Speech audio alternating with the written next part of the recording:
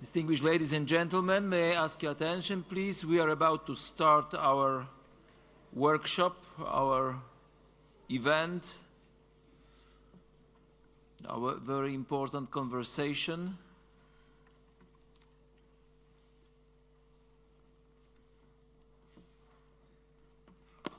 So, distinguished delegates, distinguished friends from observer organizations, ladies and gentlemen, welcome to the in-session workshop on opportunities to enhance the effective engagement of non-party stakeholders. This is the mandated workshop under the SBA agenda on the arrangements for intergovernmental meetings. 46 submissions were made by parties and observers. We are close to the record number. This is very encouraging. And these submissions made before 28th of February have been captured. There is a summary report, the INF document that has been presented to SBI, and its number is FCCC/SBI/2017-INF3. Of course, you are welcome to discuss any proposals here today, as more submissions came after the deadline. You have seen the agenda that was made available in the web. And as we are about to start in this fantastic space that one could call the monument of transparency, openness, which invites very open discussion, I'd like to first give the floor to the Executive Secretary of the United Nations Convention on Climate Change, Her Excellency Patricia Espinosa, to give her opening statement. You got the floor. Thank you, Mr. Chair, and thank you to all of you here present today and for your interest in engaging in this very important issue. I'm very happy also to be sharing here the welcoming remarks with Minister Ina Seriatu from Fiji, from the incoming presidency. He's actually the champion from Fiji, so thank you, Minister, for being here. I want also to start with a positive note, which is until just a few moments ago, I was talking about 144 parties that have ratified. As of now, we have 145 ratifications. I thank Georgia for coming forward with their ratification. Now, to the issue on engagement of non-party stakeholders. Tomasz, thank you for making this conversation possible. I think that it is very important. Over the last 2 decades, within our climate change process, governments have recognized the importance of observer participation and have strived to continuously enhance their engagement. The UN Framework Convention on Climate Change, adopted in 1992, provides for participation of observers. Since then, various decisions have been taken in the context of the process to enhance participation by these groups. This underscores the value that effective observer participation brings to the process. We must work together to implement the agreement and achieve the vision that has been shaped by so many of you. The Paris Agreement gives us a specific mandate to strengthen the engagement of non-party stakeholders as part of effective implementation.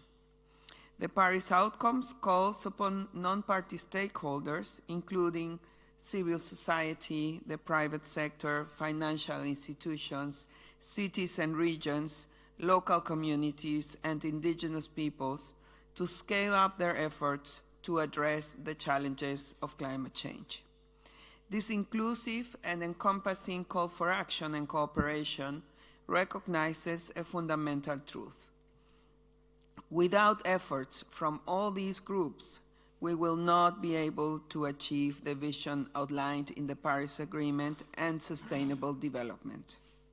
This workshop will help to fulfill the mandate from Paris and take us closer to our common global goals.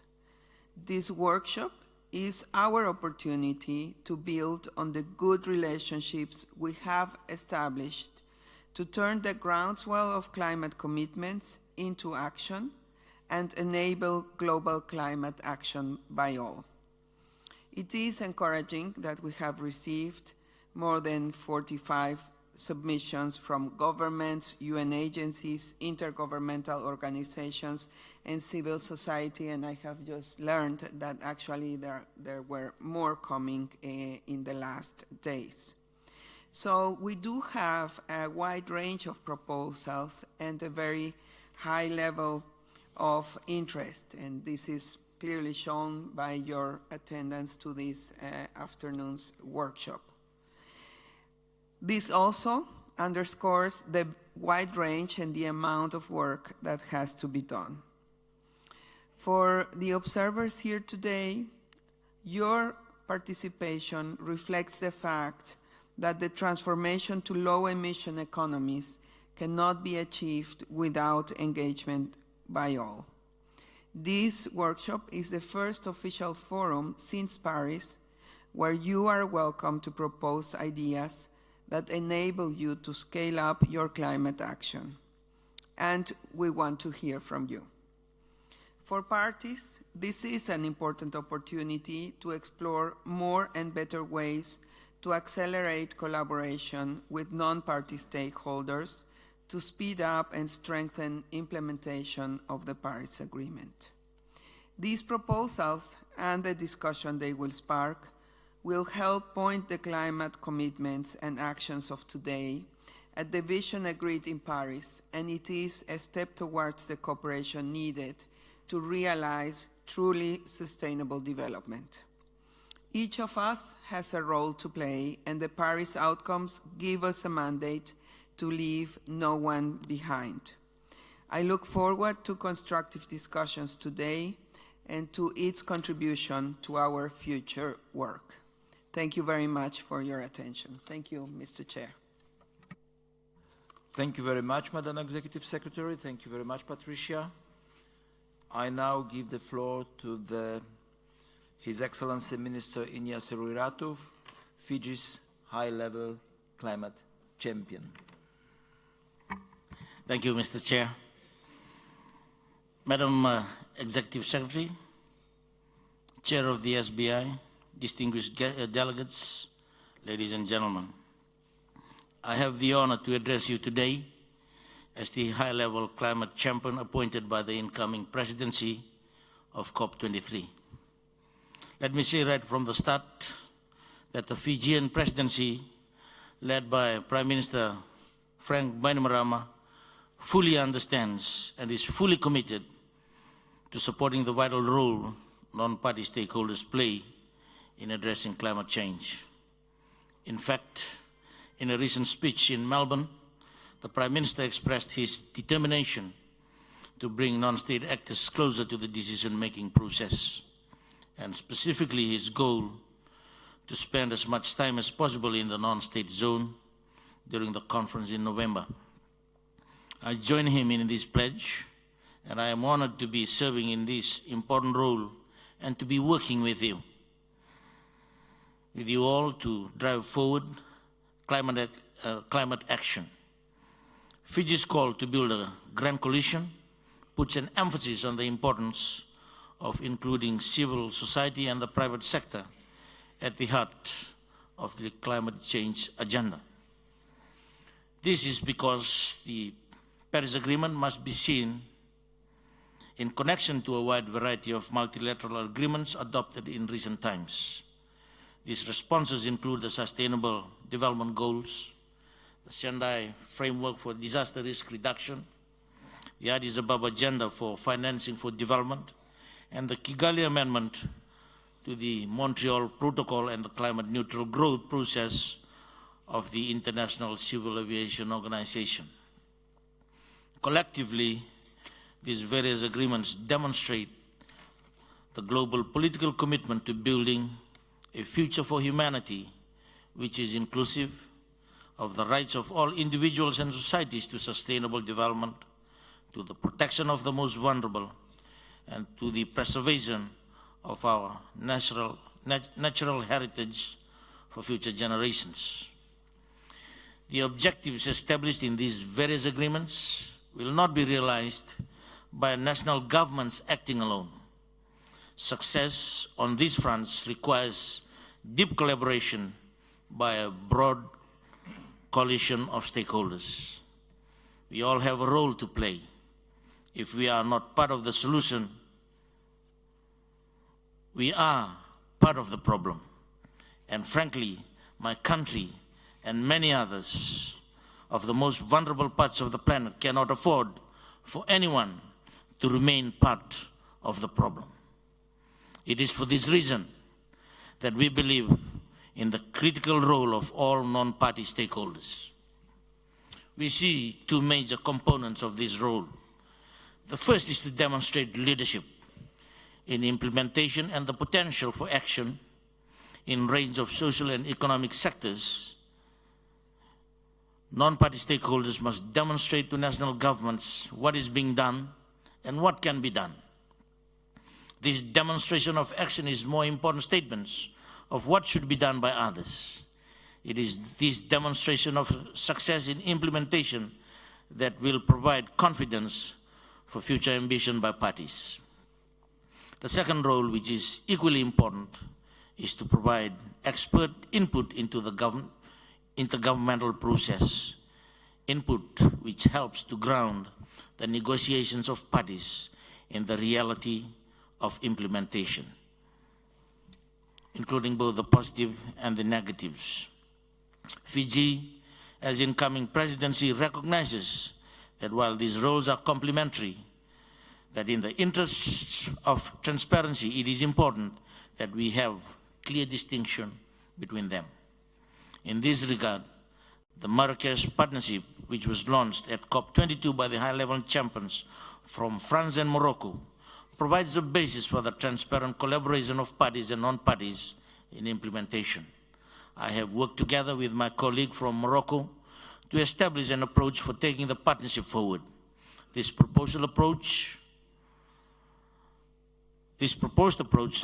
was published in the UNFCCC website, and I encourage all stakeholders with views on this to reach out to us during this week. This approach is designed to allow us to work with the broadest possible coalition of actors to fulfill our mandate as contained in the Paris decision. During these sessions, we will be engaging with parties and other stakeholders to refine the proposed approach. This partnership will be open for the participation and engagement of all actors, on the simple condition that they are committed to the implementation of action consistent with the aims of the Paris Agreement. I hope that today's workshop can provide a basis for strengthening this partnership and deepening the engagement of a variety of stakeholders with it. This will also provide us with the guidance for the organization of engagement activities with the broadest variety of stakeholders possible during COP23 in November, and where we will take forward the work of climate action initiated by France and Morocco and continue the transition towards a greater focus on implementation. However, this partnership does not seek to replace or replicate the second key role of the non-party stakeholders, to provide expert input into the formal intergovernmental process. This is a critical role in the coming 18 months as parties implement the work program, to give operational effect to the provisions of the Paris Agreement and to further the implementation of the provisions of the Convention. Fiji, as incoming presidency, is committed to facilitating such input. This workshop also provides an excellent platform to further elaborate on how this can be achieved in an open, inclusive, and transparent manner.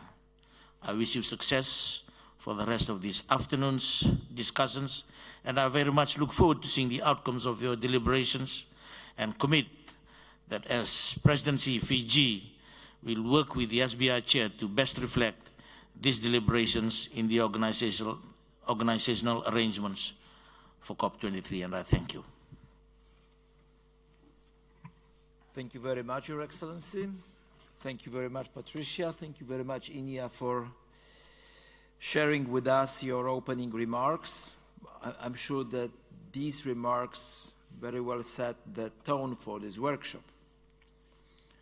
And let me add one more reflection. In Durban, we decided to have an agreement that is applicable to all. We traveled via Paris to the debate how to make Paris Agreement applied by all, how to not to leave anybody behind, as Patricia just said. So, distinguished delegates, let me thank again our distinguished guests. We will now let them leave as they are all very busy. And let me, while they'll be leaving, share with you a few remarks about the workshop. Firstly,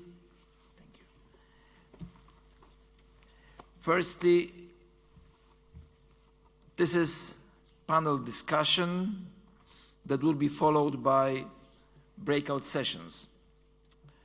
Secondly, I would like to remind all of you that you are all panelists. So those colleagues who have kindly agreed to intervene first are in fact the icebreakers that would be launching the discussion. So everybody will hopefully have the opportunity to intervene, to speak, to present your views.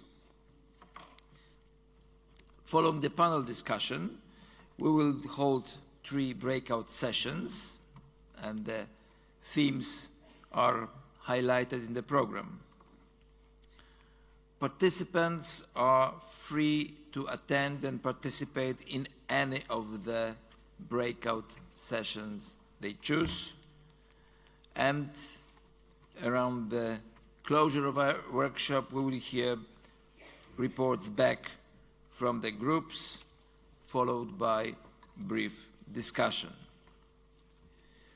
So, colleagues, with this introduction, keeping in mind that we are not negotiating anything, we are having conversation, and this conversation is aimed at enhancing party and non-party stakeholders' partnership for effective engagement. Well, the panel that is going to speak is next to me, Mr.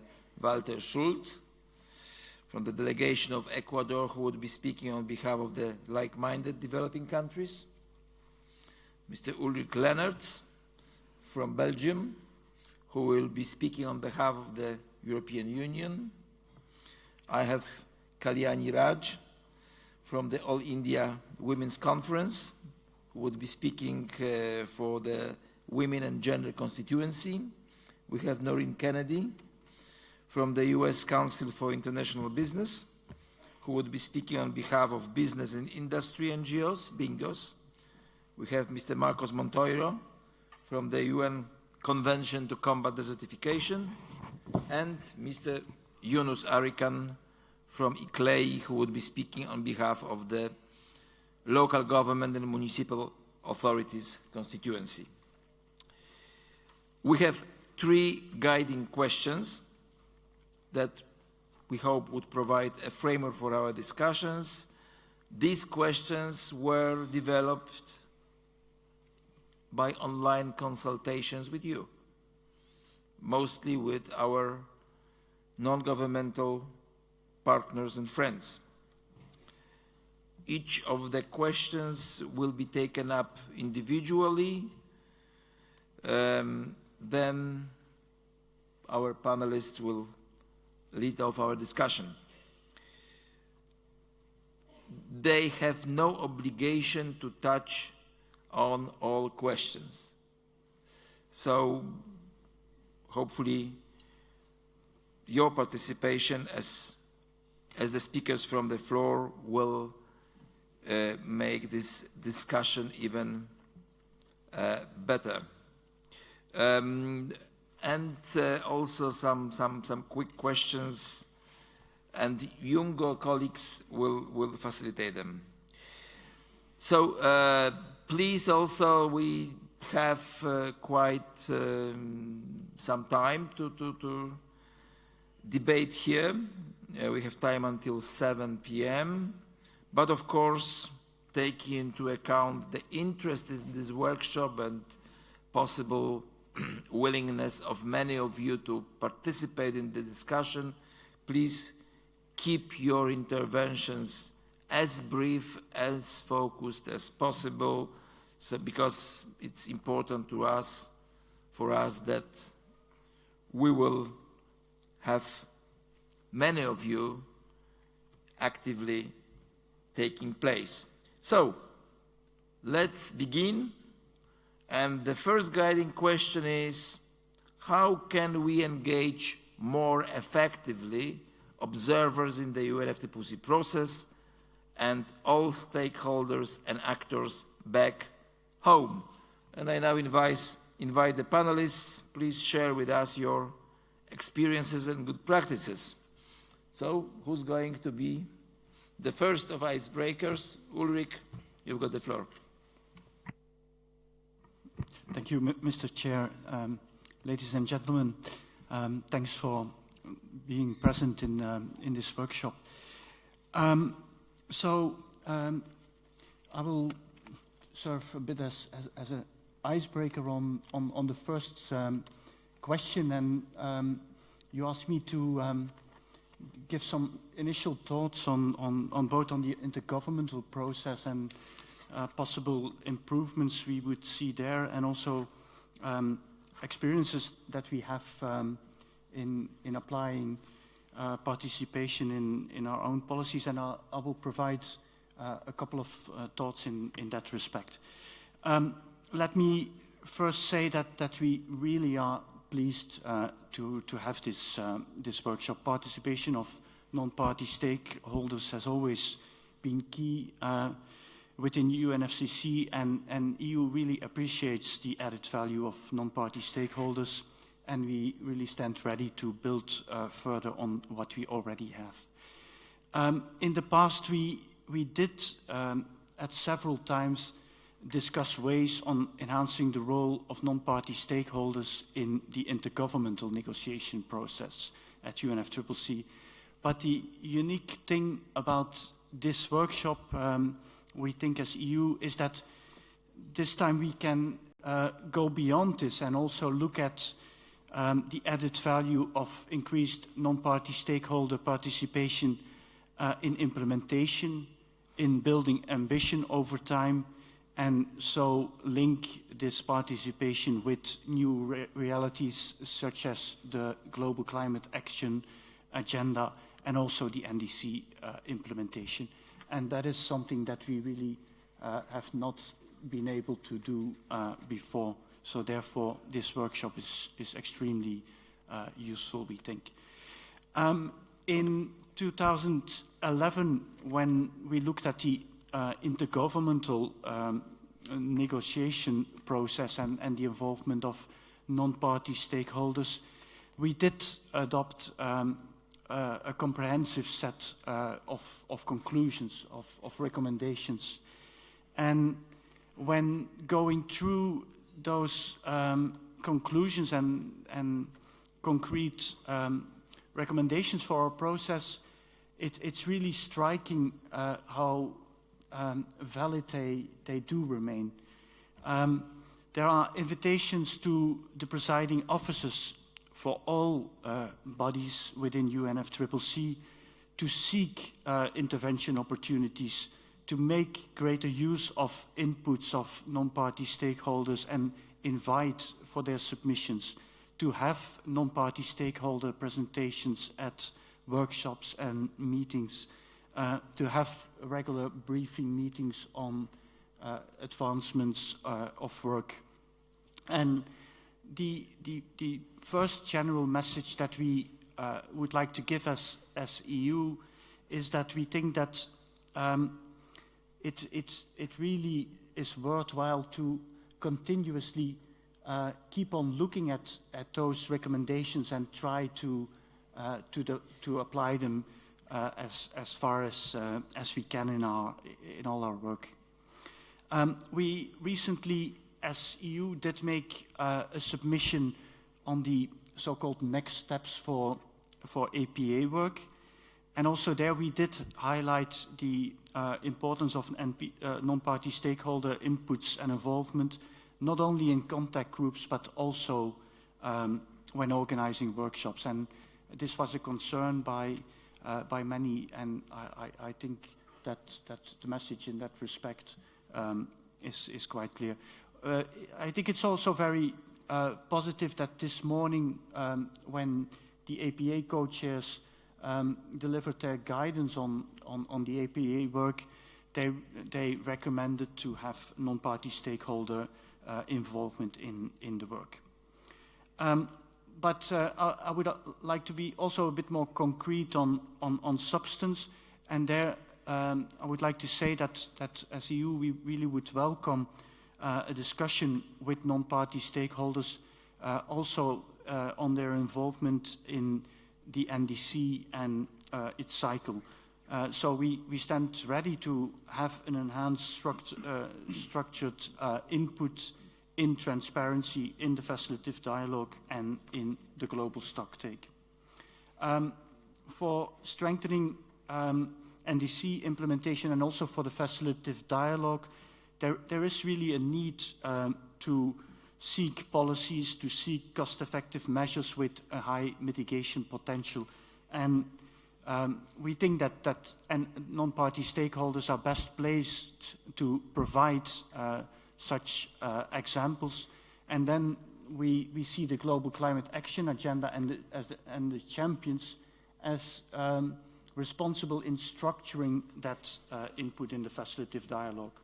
The other issue that is important there is the issue of increasing political awareness, building momentum with respect to the facilitative dialogue, and also there we see the role of non-party stakeholders. I think while UNFCCC has a very strong track record on non-party stakeholder involvement, we still can learn from other conventions. And going through the submissions, there's one example that I would like to mention, and that is the example of UN Convention on Combating Desertification, with the practice of open dialogue sessions, where it's up to the non-party stakeholders to choose topics and to engage also at political level into an open debate with parties. A few words, and I will make it short, on the implementation in our own domestic policies. It's kicking in an open door in saying that the realization of the objectives of the Paris Agreement stands with the way NDCs and adaptation policies are implemented. What we really would like to give as a message is our experience that we have with applying the Aarhus Convention in European law, putting it in practice, which is something that is also very similar to what is also recognized in the Paris Agreement and in UNFCCC Article 4 and 6 on participation and also on access to information. And we do find that applying that, having the direct consultations, providing detailed information also on the impacts of proposed policies is really beneficial for the quality of decision making. It increases broad ownership, it increases coherence with other policies, and so it strengthens policy making and implementation. What we would seek, and that's the last point I want to make, Mr. Chair, what we would seek within UNFCCC is to have the opportunity to exchange experiences on the different practices that we all have on participation and access to information. The European example is only one example. Other regions, other parties, of course, stand free to choose their own approach, but we would find it extremely useful to have the opportunity within the existing processes of UNFCCC to engage in exchange of experiences in that respect, so as to strengthen those practices. Thank you. Thank you very much. Well, I really appreciate well the way you frame it. Just one observation. It's 10 to 4. We started 20 minutes later, so may I have your interventions from the panel not longer than 4 to 5 minutes. So we would leave good time for the floor to become panelists too. Well, maybe we had intervention from Ulrich. Maybe you would like, Aliani, add something? Thank you, Chair. Good afternoon, everyone. And thank you for inviting me to be here. We appreciate the UNFCCC process, which has in place a mechanism to hear diverse voices from CSOs, including the one from the Women and Gender Constituency, which was established in 2010. And we sincerely acknowledge the hard work and very small but efficient team at the Secretariat does. And we also like to note the good communication and the transparent communication we have had so far with the Secretariat and the officials who are involved with the gender work. They have always been reaching out to us for designing the workshops or any other contributions and perspective to design events around the gender. We strongly believe that the voices of those who are worst affected by the climate change need to be included in the climate decision. And we at Women and Gender Constituency are working towards that. We are trying to include the voices of women, women's group, indigenous people, youth, and grassroots level organization. And we think this can be enhanced. There are a couple of ways we think this can be enhanced here as well as at the national level. By providing more opportunities for civil society organization to bring their unique perspective on climate solutions and climate actions, not just by 2-minute intervention at the end of the plenary, but with the real intention and specific recommendations on the range of agenda items. And we suggest that the flexibility, the chairs also can be a little more flexible to allow this sort of an input on a regular sort of format. B, we would like to stress on a critical piece of enhanced participation in an open and transparent process. Because in recent times, we feel that there has been a trend of closed-door meetings in the UNFCCC process with little or no justification for the observers not to be in the room. So while we understand that this is an intergovernmental process, but the principles of transparent process should be open unless it is justifiably sort of not necessary to keep it closed. And we feel that the CSOs can be informed of the reason of why it should be. 3, we would also recommend that the chairs and co-chairs of all the bodies under the UNFCCC and other small groups can be given capacity building on the broad range of processes which allow CSO participation. Sorry. In fact, they should be briefed on the benefits of allowing the interventions on specific agenda items by the CSOs, and encouraged to have to take a sort of open, before demanded, close outlook for all the meetings and the spin-offs between the parties. The same principles can be adopted at the national level as well, but it can be based on the prioritization of the local issues. In fact, the parties at home, back at home, can make maximum use of the diverse expertise of the different rightful non-party actors of women's group and youth group and grassroots level organization who are actually genuinely doing a lot of good work for the climate change mitigation and adaptation. Thank you. Sorry. Thank you very much, Kalyani. Walter? Thank you, Chair, and good afternoon to all. Thank you also for the colleagues who have already made their interventions. Good afternoon. We thank this opportunity for this workshop, first of all, that because we feel like somehow we fought for it a little bit last year.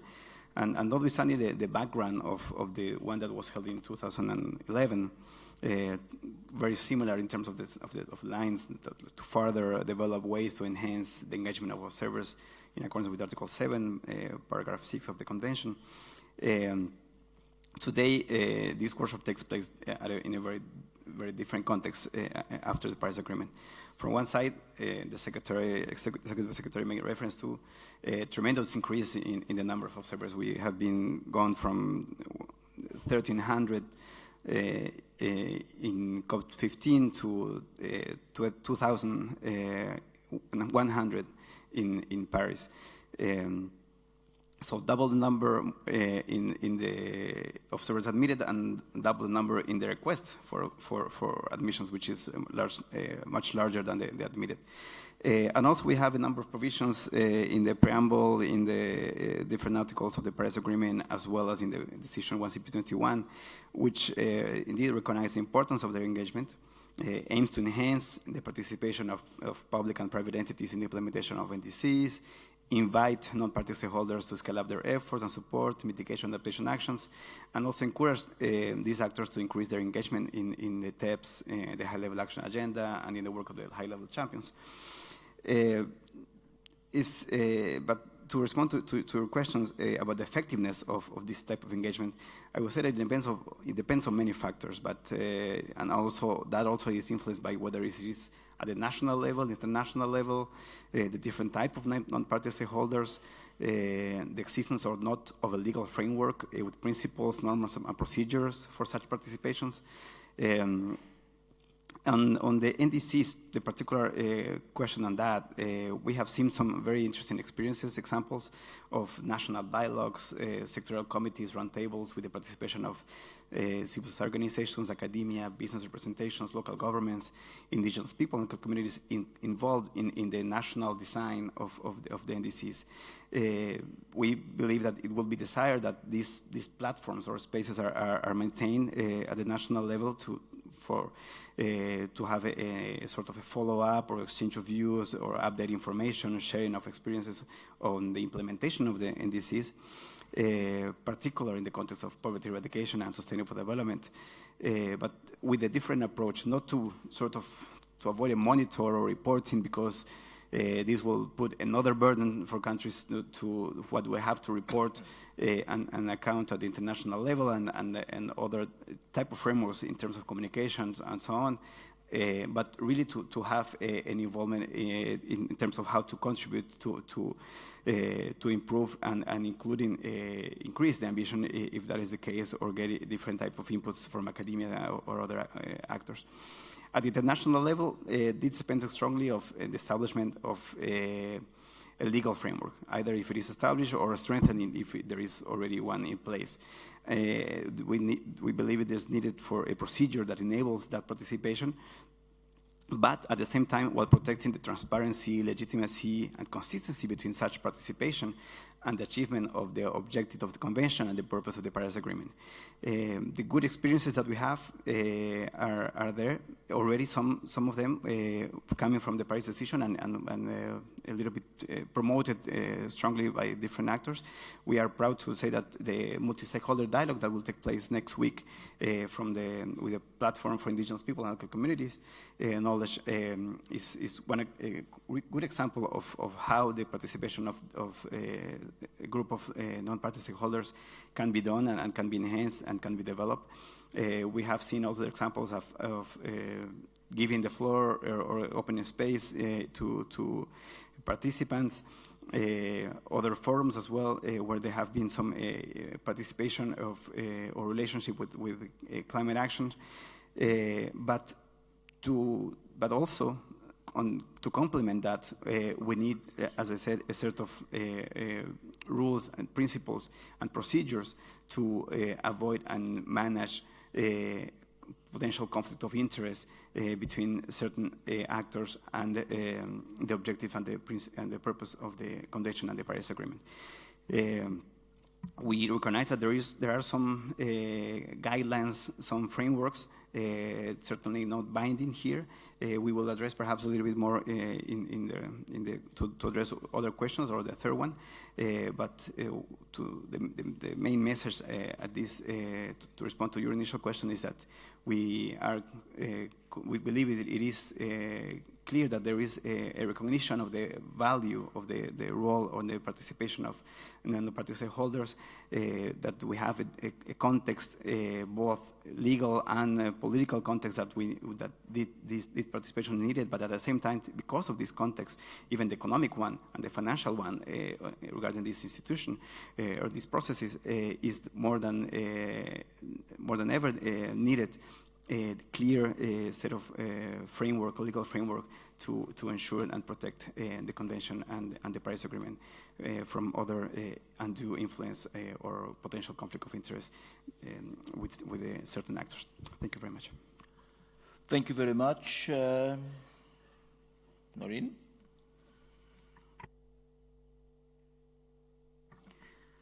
Thank you, Mr. Chair, and thank you for a really great question. It's really my favorite topic, so I'm going to have to really control myself to stick to 5 minutes, but I'll do my best. I want to thank the SBI for arranging this workshop, and to everyone who put in submissions, and to the Secretariat that put the diverse submissions into a very interesting report. I also want to thank the parties here for bringing all of the stakeholder groups into the UNFCCC ecosystem. I think the rule with ecosystems is the more diversity, the better. And I think we proved that point with the Paris Agreement. I think our ability to accomplish the Paris Agreement was really due to your opening up this process and involving so many of us in so many active ways. And I guess one of my icebreaker questions to all of you is, who knows what we could accomplish if the ecosystem grows further and the diversity of groups that are here was allowed to expand. So now to the specific question, I guess I would just observe that we see in the business community linkages between the two levels of action that the chair mentioned, between national and international levels of implementation and policy formation, and then linkages between the policy and technical dialogue that you all engage in as parties and the actions that all of us take. A number of speakers have already talked about the NDCs, and that those are the fundamental national actions that each country has put forward, clearly stimulating an all-of-society effort to operationalize these NDCs is going to depend on full engagement of all societal partners.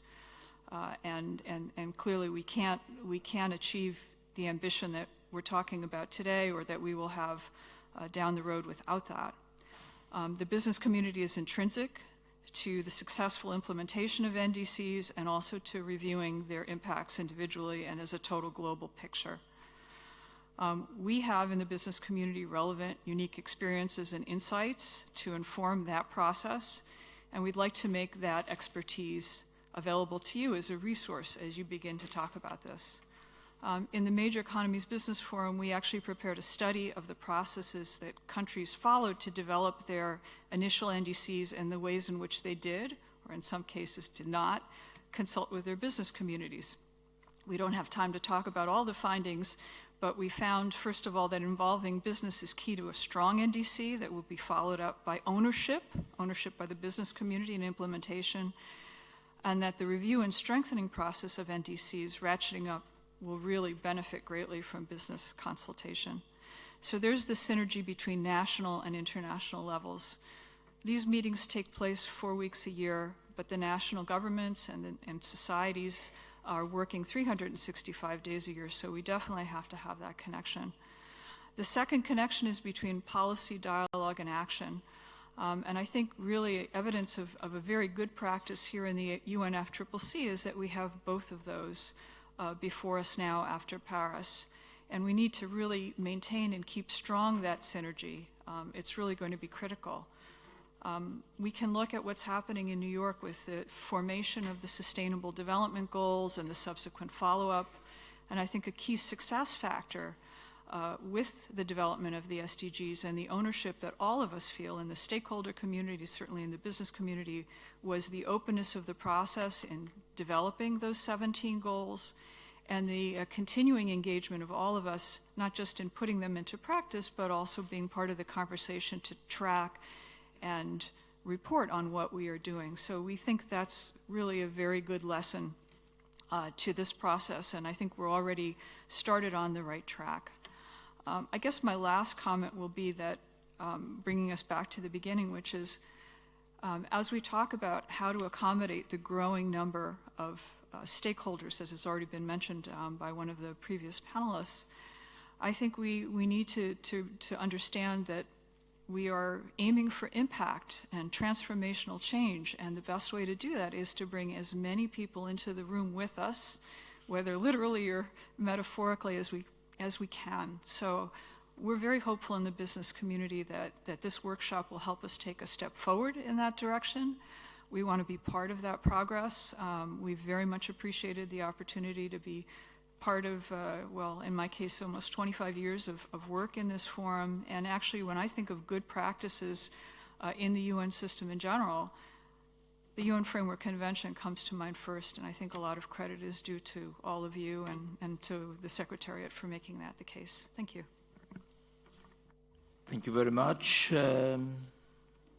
Well, I think it's time to talk about the UN Convention to combat desertification. Ulrich has already mentioned that you have quite interesting mechanism to engage stakeholders. So, Marcos, you've got the floor. Thank you very much, Mr. Chair. I'm really honored to see here so many people attending a workshop that is not even part of the official session of the subsidiary bodies of the Conference of the Parties. In the case of the UNCCD, our convention, we have what we call, and Ulrich has already mentioned, the open dialogue sessions. From the first COP back in 1997, civil society organizations could set up the agenda for a half-day or 2 half-days dialogue with the parties. This has been the case from 1997 until this moment. We are talking about 3 hours during the first week, 3 hours during the second week, 6 languages translated in the session, and there the civil society decide what is the topic that is going to be discussed, has to be related, of course, to the agenda, and then they engage into this dialogue. Let me give you also even an example. In 2009, and that was in COP9, the agenda was set up in the way that the 2 open dialogue sessions were in the second week. At the end of the session, the civil society discussed with some of the parties and the European Union particularly, and they had a specific decision to have at least one of these open dialogue sessions during the first week. Because if it's not in the second, there is no possibility to distill some of the outcomes of those dialogues and bring them into the potential discussion in the contact groups. The last conference of the parties we had in Ankara in 2015, we went a step forward, and we kept one open dialogue session during the first week, and the second dialogue was a ministerial dialogue, and it was one organized with the civil society organizations. They decided that the topic will be land rights, and here the indigenous peoples was strongly supporting this topic. There was another one with the business and industry entities, so CEOs from several companies were discussing with ministers in the way the collaboration could be done in the framework of the UNFCCC, and there was another one with the parliamentarians, members of parliament. Next COP is going to be held in Ordos, in Mongolia, in China, and this time it's going to be similar, but instead of, for example, parliamentarians, the parties decide, okay, let's try to bring additional partners here, and this time we will be having a ministerial dialogue with local governments and regional governments. In addition to business and industry entities, and of course the civil society, that again, this time will address gender and land rights, a very specific topic that is very there for several of the stakeholders that are here. So these are examples of what our convention, I mean, it's the same parties that we have, perhaps we have one less. We are also a Rio Convention, like climate change. We are all sisters here. And this could be an option that could give perhaps more visibility to the discussions between the different stakeholders. I think I will stop here with this example, and perhaps next question I will go ahead. Thank you very much. So, last but not least, Yunus. Thank you, Mr. Chair. Good afternoon, distinguished delegations, ladies and gentlemen, colleagues. It's really a great excitement to join this debate. I also would like to thank all the members and the partners of the local governments and municipal authorities constituency, whom I see many of them seated on that part of the room, but there are also others, with their contributions in the submissions, so that diversifies and our serious engagement in this process. This event is a workshop, it's not a negotiation, it is webcasted. And before going to the details, I'd like to take us to the discussion a bit, try to be bird's eye view. This long title we were discussing with the chair, what does it mean? It means, in fact, how will we grow the baby that came alive in Paris? I give the example of baby because I like diversity example first of all, very nice, because I had 2 girls during this process, and I had spent most of my time in the negotiations rather than my babies. So I believe we have a duty to make this baby alive so that these babies, when they grow up, can come back to us and thank that the dedication and the effort was worthwhile.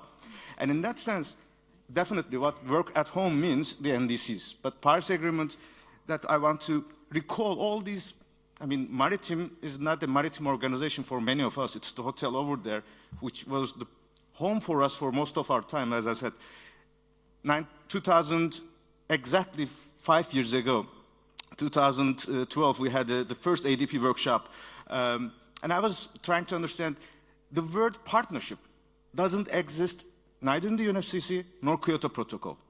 It's not a fault, it was the reality of those times. And Paris Agreement, the stakeholders, the definitions, their wording is in the preamble, is in the whole text. And if we don't recap this change of the mindset that with Paris Agreement, we are on the rise, together with SDGs, to build a new world. And this new world cannot be built with old techniques. Therefore, this opportunity should go beyond our procedural engagement. When we have advanced a lot on procedural, but I just want to recall, but there are values that we have to recall. The constitutional engagement, the constituencies, the ADP processes, the legal processes, and the outside, the non-UNFCCC processes, especially with the 2014 summit. These were the three building blocks of our success in Paris. And this should be now complementing to each other. We should not compete with each other in terms of the engagement of this event and that event, because at the end of the day, the outside world, the citizens in the world, are seeing us as one body, and we should help ourselves to reflect this reality. So in that sense, complementarity among different processes, different stakeholder engagement is the key, both in action area and in the process. Coming to the conclusion on at-home discussion, nationally determined contributions is, in fact, how we are designing each customized version of our new revolution of a different way of working. And when you go home, your best partners are your local and regional governments. If you go back to your streets, if you go back to your factories, if you go back to your forests, you all see those people helping you. And in that sense, let's recall, NDCs was a rush. We all know how we came to Paris. And we even have seen, on the way to Paris, around 50% of your submissions were really having some sort of a local and regional action. A recent analysis was saying that this even increased to 60%. But we would like to say is that in order to make NDCs success, we have two responsibilities. First, to make them real. And when you go to home, engaging your local and regional governments is the key. And we would like to come to the facilitative dialogue with more of these examples. And the second way of NDC is that we have to increase. We should not step back. And to increase this, we have developed so many of examples of local and regional contributions, commitments. The Global Covenant of Mayors for Climate and Energy, the Under 2 Coalition, they have all been capturing enormous amount of works of our achievements, which can help you to raise as well. So that this process is not an either or. And in that sense, once again, we have to, we should be aware that the success of this dialogue today would also be defining our future success. And therefore, we hope this isn't the last time. I remember the first workshop in 2011, it was not webcasted, it was very small compared to the number of participation. Even this shows the seriousness of this business.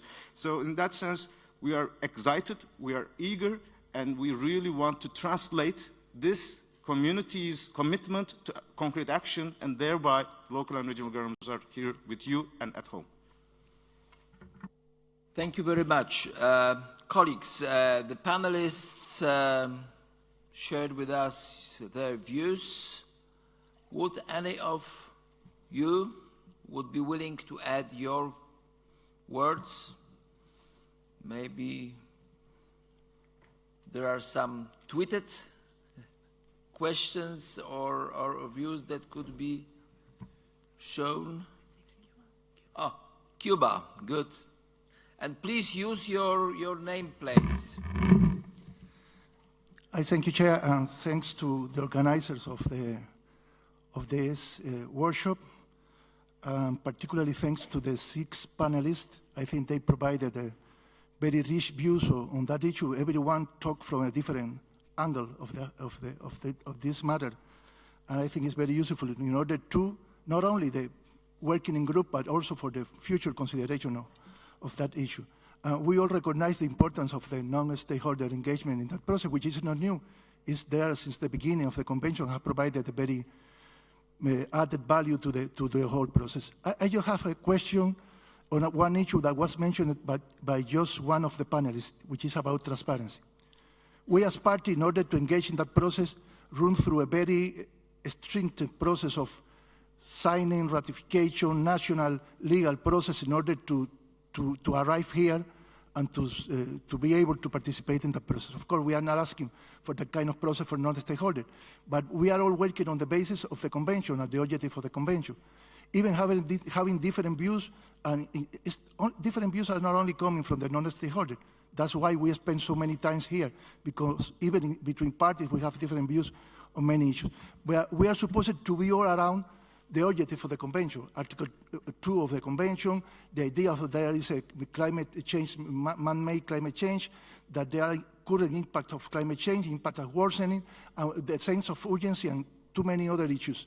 So how to guarantee, how to ensure that all or every of the stakeholders coming to the process or already in the process are also attached around those principles, about those common ideas, even having different views on how to address that common objective.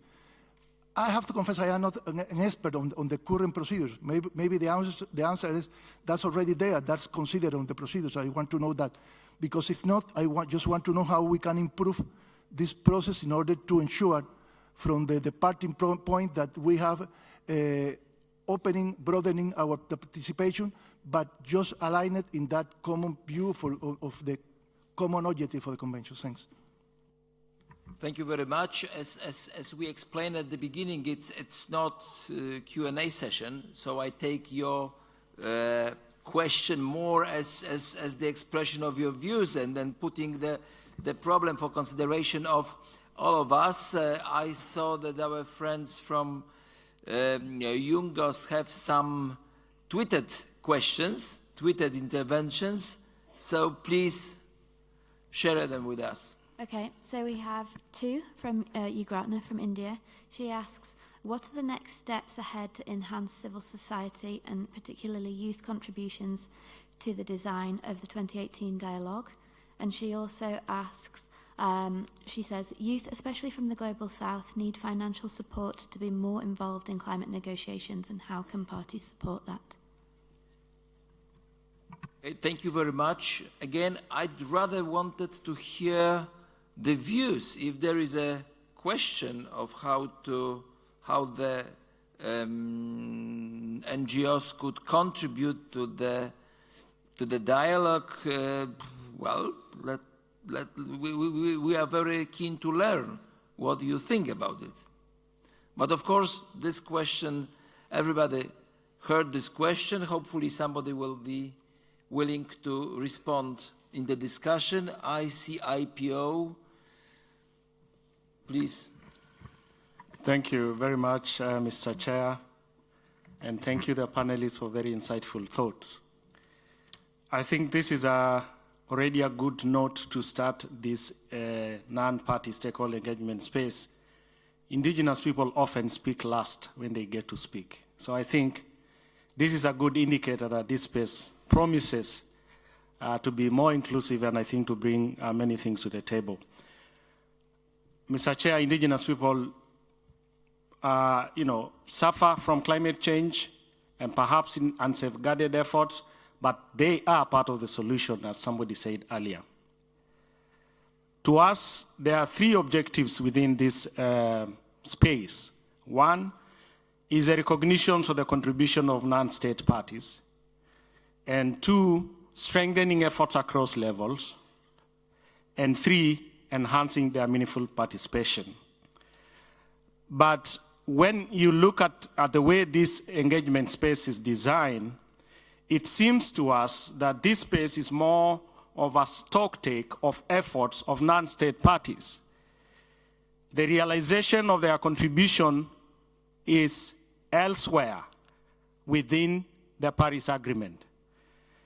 And so, for example, there are many avenues through which non-state parties can meaningfully contribute before we come to this place of assessing their contribution, or rather harvesting their contribution.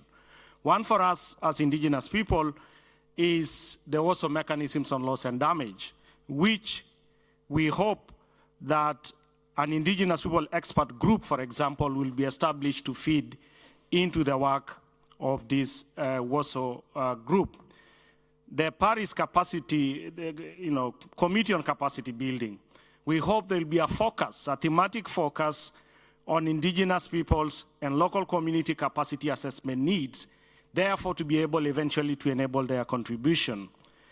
On, for example, the enhanced action prior to 2020, we hope a technical expert meeting on traditional knowledge will be established in order to feed into this other work stream. There is also the establishment of the Indigenous People Platform, a local communities Indigenous People Platform, which we hope will be Indigenous people and local communities owned and driven in order therefore to showcase a contribution of Indigenous peoples and local communities.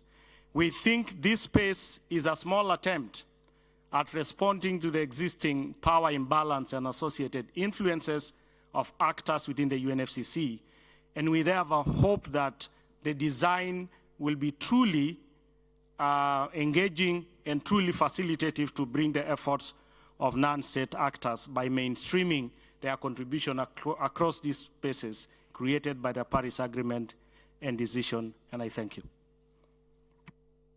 Thank you very much. Please do not forget about these questions that colleagues brought to us from Twitter, and I think it's Yunga constituency. Please, you've got the floor. Thank you, Chair. These comments are on behalf of Yongo. It is crucial to more effectively engage youth as well as non-party stakeholders in the UNFCCC process at the national level, in the UNFCCC process as well as at the national level. There is much that the young people bring to the table. We are the key agents of climate action who can contribute to the implementation of the NDCs. Youth networks and organizations should be included in the review of the NDCs and given space to lead hand in hand with their governments. We also bring contributions to the UNFCCC process in the form of policy suggestions and innovative approaches.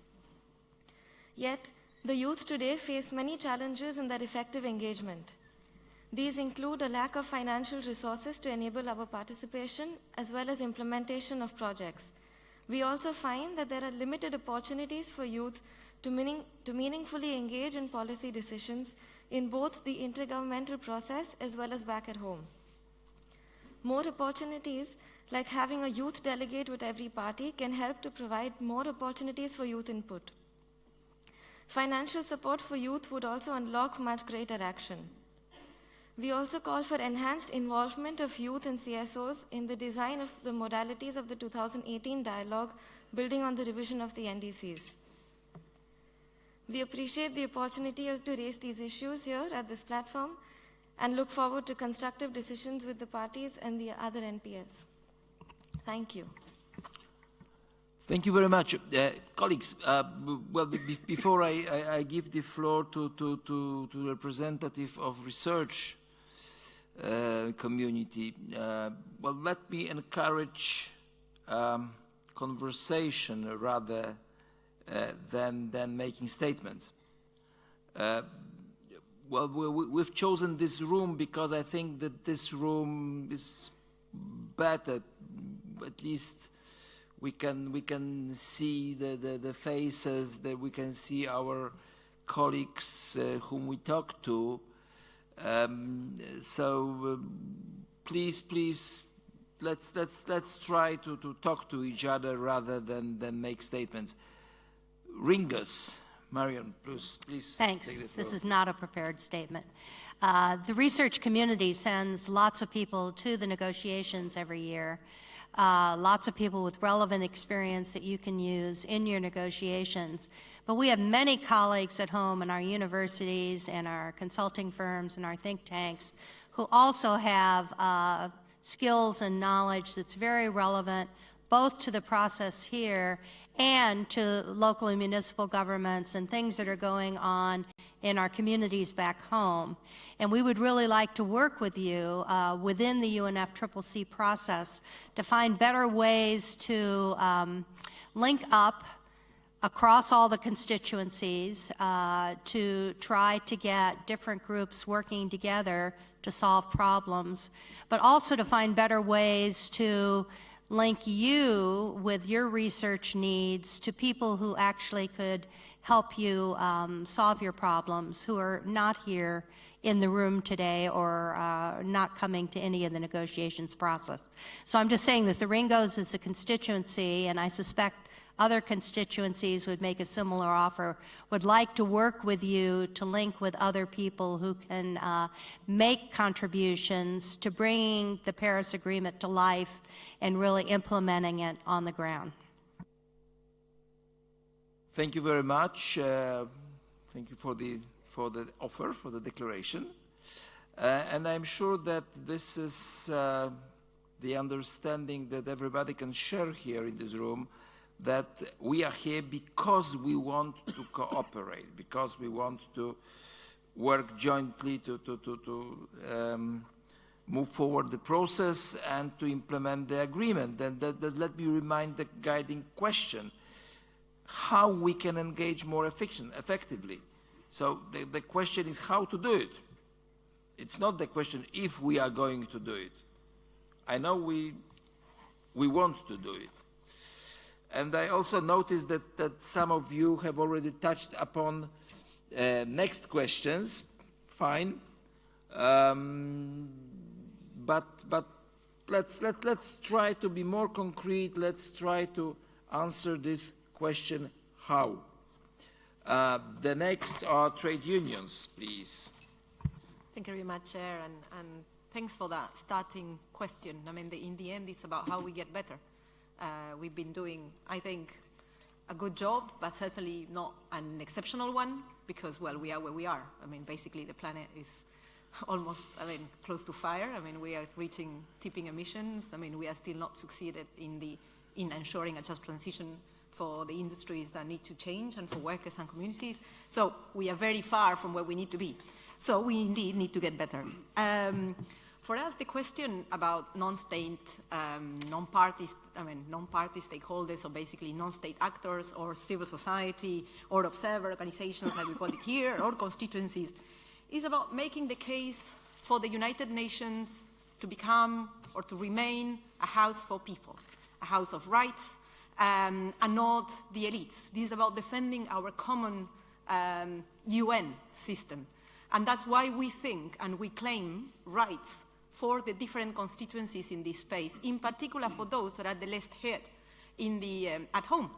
And that's why we welcome, for example, the platform for IPOs. We know they struggle very much to be heard at home, and we think it's good that their demand has been heard. So how we can get better? There were a few proposals that I think would be really good to implement.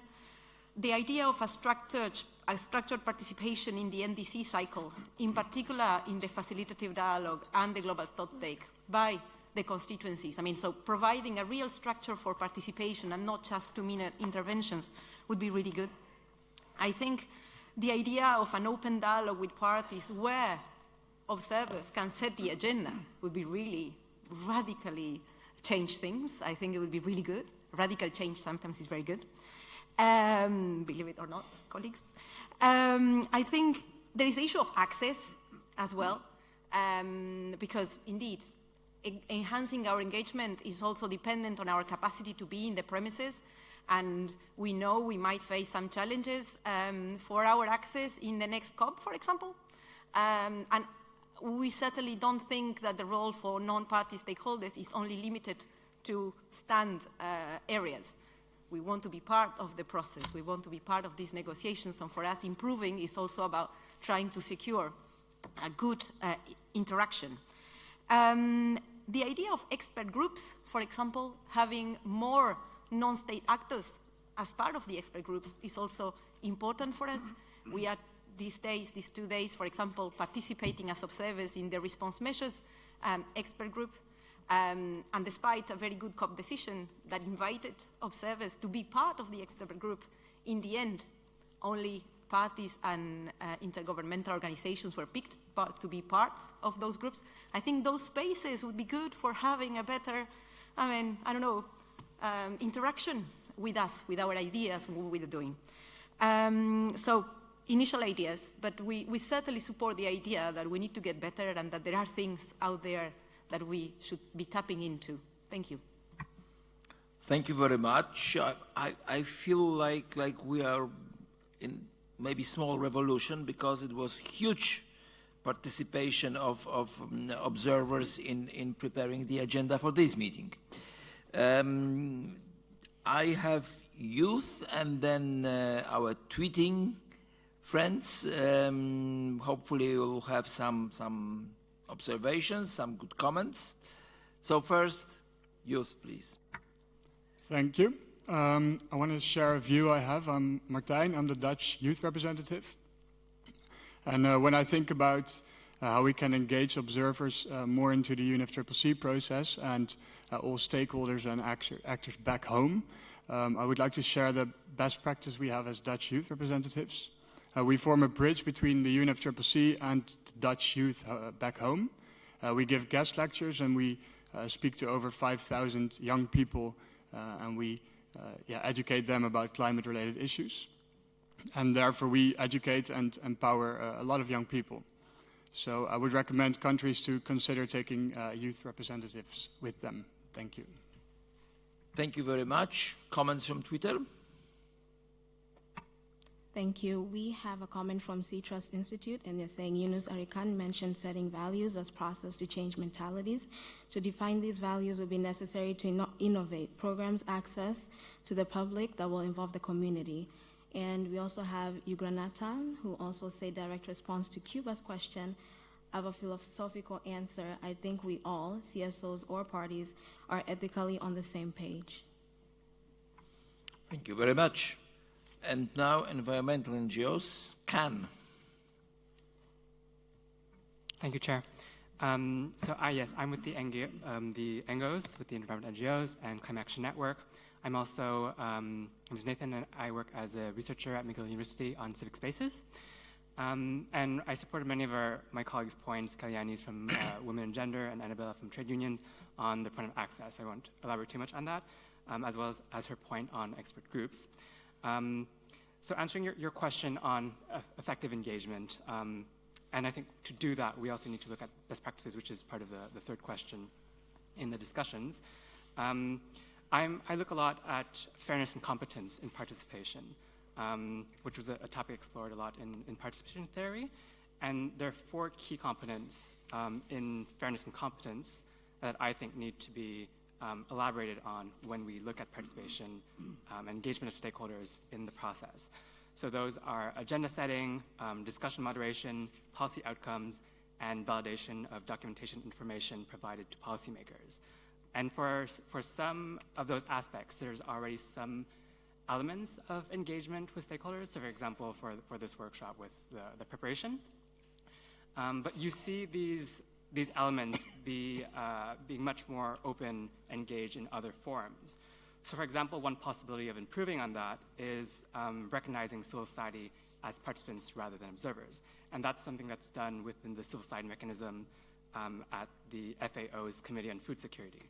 So the FAO, after the 2008-2009 crisis, they decided to reform, and they decided they needed a stronger engagement with stakeholders, and that resulted in them recognizing civil society as participants rather than observers, because observation is not an actual form of participation.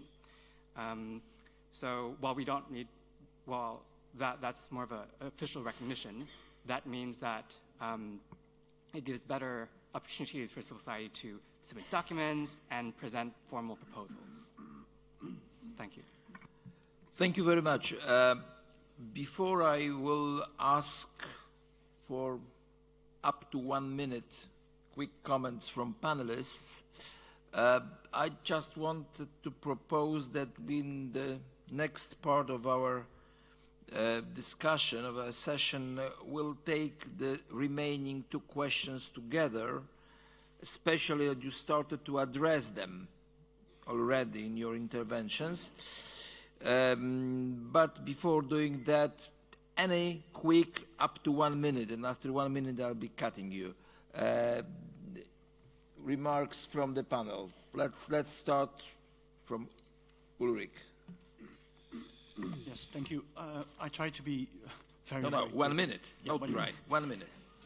Now, let me first say that that we really what is really dear to us is the present system of allowing different groups of non-party stakeholders the same rights in terms of access and participation to the intergovernmental process. So we really think that we should maintain this. There was the very good intervention, I think, on what can we do better. What about transparency of action, actions? Was a remark from the delegate from Cuba. And I think that more can be done. There is an issue on credibility of certain actions. And I think we should go look into options to go further in having a good follow-up on actions within the climate action agenda. In the submissions of different non-party stakeholders, there were suggestions to create an MRV system for non-party stakeholder actions in the NASCA platform, and we are certainly interested to look into that one. The other issue that I would like to mention is that by having a good strategy for the champions, they have a role to play in to select and to make sure that good examples that could have generate a broad follow-up are selected and are presented, and we like this positive approach and would like to encourage it. Thank you. Okay, thank you very much. It was a little bit more than 1 minute. I'm sure, Walter, that you can do it better. For sure, I'll try. Very brief. Very pleased, first of all, with the different comments, and even though we're putting a format of questions, but I think there is a lot of commonalities in certain areas or principles. One is for certainly participation, enhanced participation. Another one is access. It was clear that there is a clear recognition for that. We have had the good experience that was mentioned by representatives of indigenous people to even in those spaces have allowed the indigenous people representatives to speak first before the parties. In yesterday's fair, you were there, Mr. Chair, but when in the initial meeting of the facilitative by this agenda item, our delegation also took the same approach to allow them to speak first, the non-part observers who are in the room. We have different, so we really are in the same lines. All of that has to be, nevertheless, also complemented with transparency. Transparency was very clear, also mentioned by the different interventions. So to make that transparency happen is what we need certain rules. So once again, this is not to limit anybody, but simply to make it more effective. The better we know who is there, the better we can deal with the different interests, the different positions that are in place. So we welcome very much all the comments and questions. Thank you. That was an improvement, just 1 minute, 20 seconds. Kalyani? Yes, there were a couple of sort of interventions, I think, on how effectively CSOs can engage. And I just wanted to give an example. The question is not about the number of opportunities we have, but how more useful format we have. That's more important. Like Women and Gender Constituency, we held a gender-just climate solution side event during the COP last time and a week-long exhibition during the COP22. Both were very well received and very successful. However, having the opportunity to deliver one of such presentation in the TEM meeting would have been really more effective way of input into the process. So that kind of opportunities, I think, what we are looking forward for. A more effective engagement and sort of not only in a short-term process, but it also in a long-term way. Thank you. Sorry. Thank you very much. Well, that was the masterpiece, 40 seconds. Noreen. Just 2 points. One is, I think the takeaway I have from what I've heard from interventions and from my other panelists is that, you know, the challenge now that we have is how to handle so much information and so much willingness and so much pent-up demand, if I can call it that, from so many that are in this room and perhaps watching us out there, because we really, I think, as a process, have the challenge of having to manage too much of a good thing, if I can call it that. So maybe that can be part of the discussion of the next question. And then the second thing I'm just going to say is, I wish we could find a different way to call the stakeholders than observers, because it's very clear to me that none of us are just here watching passively.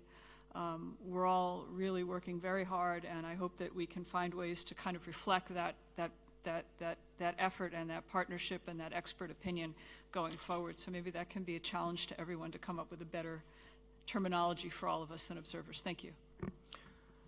Thank you very much. Yunus? Thank you. I think there was a question from Twitter, but as far as I can understand, it was about innovation. And innovation definitely comes from not diplomatic documents, but it is from the real life. And urban action, cities, regions, has always been a civilization, the birth of civilization. And technologies to provide service to citizens is the job of our constituency. And definitely what I would like to also recall is that on the way to Paris, the technical examination meetings had excellent proposals in terms of both engagement, substance, and process-wise. Especially the documents on urban environment had brilliant proposals.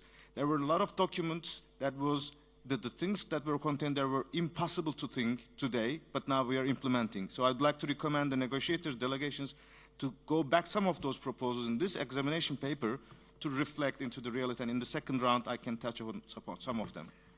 Thank you very much. Marcos? So what is the record now? Of the minute? It's 40 seconds? Okay. All right. So very, very briefly, I mentioned what we are doing with the open dialogue sessions, but this is not the only mechanism in which the UNCCD is engaging with the rest of the stakeholders. There are some decisions specifically in which they request the civil society organizations panel, I will introduce that later on, to work together with different bureaus. The Bureau of the COP, in some cases, is the Bureau of the Committee for the Review of the Implementation of the Convention. So there are several elements, and I would like to invite you perhaps to come to the UNCCD COP, next one will be in China, and experience what are the facilities that civil society have with us. Thank you. That was the record. Colleagues, I thought Twitter wanted to add one comment, just one. Okay, so to summarise, there was a point on tracking non-party commitments through NASCA, etc., points on establishing mechanisms to coordinate channels for capacity building and participation, and points relating to actors whose interests are at odds with the aims of the Convention. Well, I think that we have established such a mechanism. It's called Paris Committee for Capacity Building. So that would probably be the best institution where this kind of proposals could be addressed to. Colleagues, without any break, 2 next questions. As I said, partly touched upon by both panelists and you. We are asking about good practices of differentiated partnerships. If there is any need to differentiate the approach depending on the geographical region, and how could different stakeholders with different interests, skills, knowledge be brought together and work effectively on solving climate-related problems. And it's very much related to the third question about the governance, stewardship principles that foster trust, cooperation, engagement of all of us, and that would allow us to avoid conflicts of interest. So, colleagues, we have 30 minutes. The panelists, please, 2 minutes each to address these questions. Sorry, I'm very tough on time, but just choose what is the most important. Well, this time we start from the right side, also Kaliani and Noreen. Okay, thank you. Thanks for starting with me. Take me a little bit by surprise, but never mind.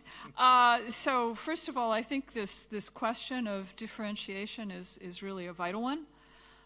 It kind of helps to start to answer the question that I posed earlier when I had my 1-minute comment, which is the process is trying to drink from a fire hose here. We have a lot coming in, and how can we organize it and put it to best use and deploy all of these resources in a way that are of value to all of you, the parties, to the Secretariat.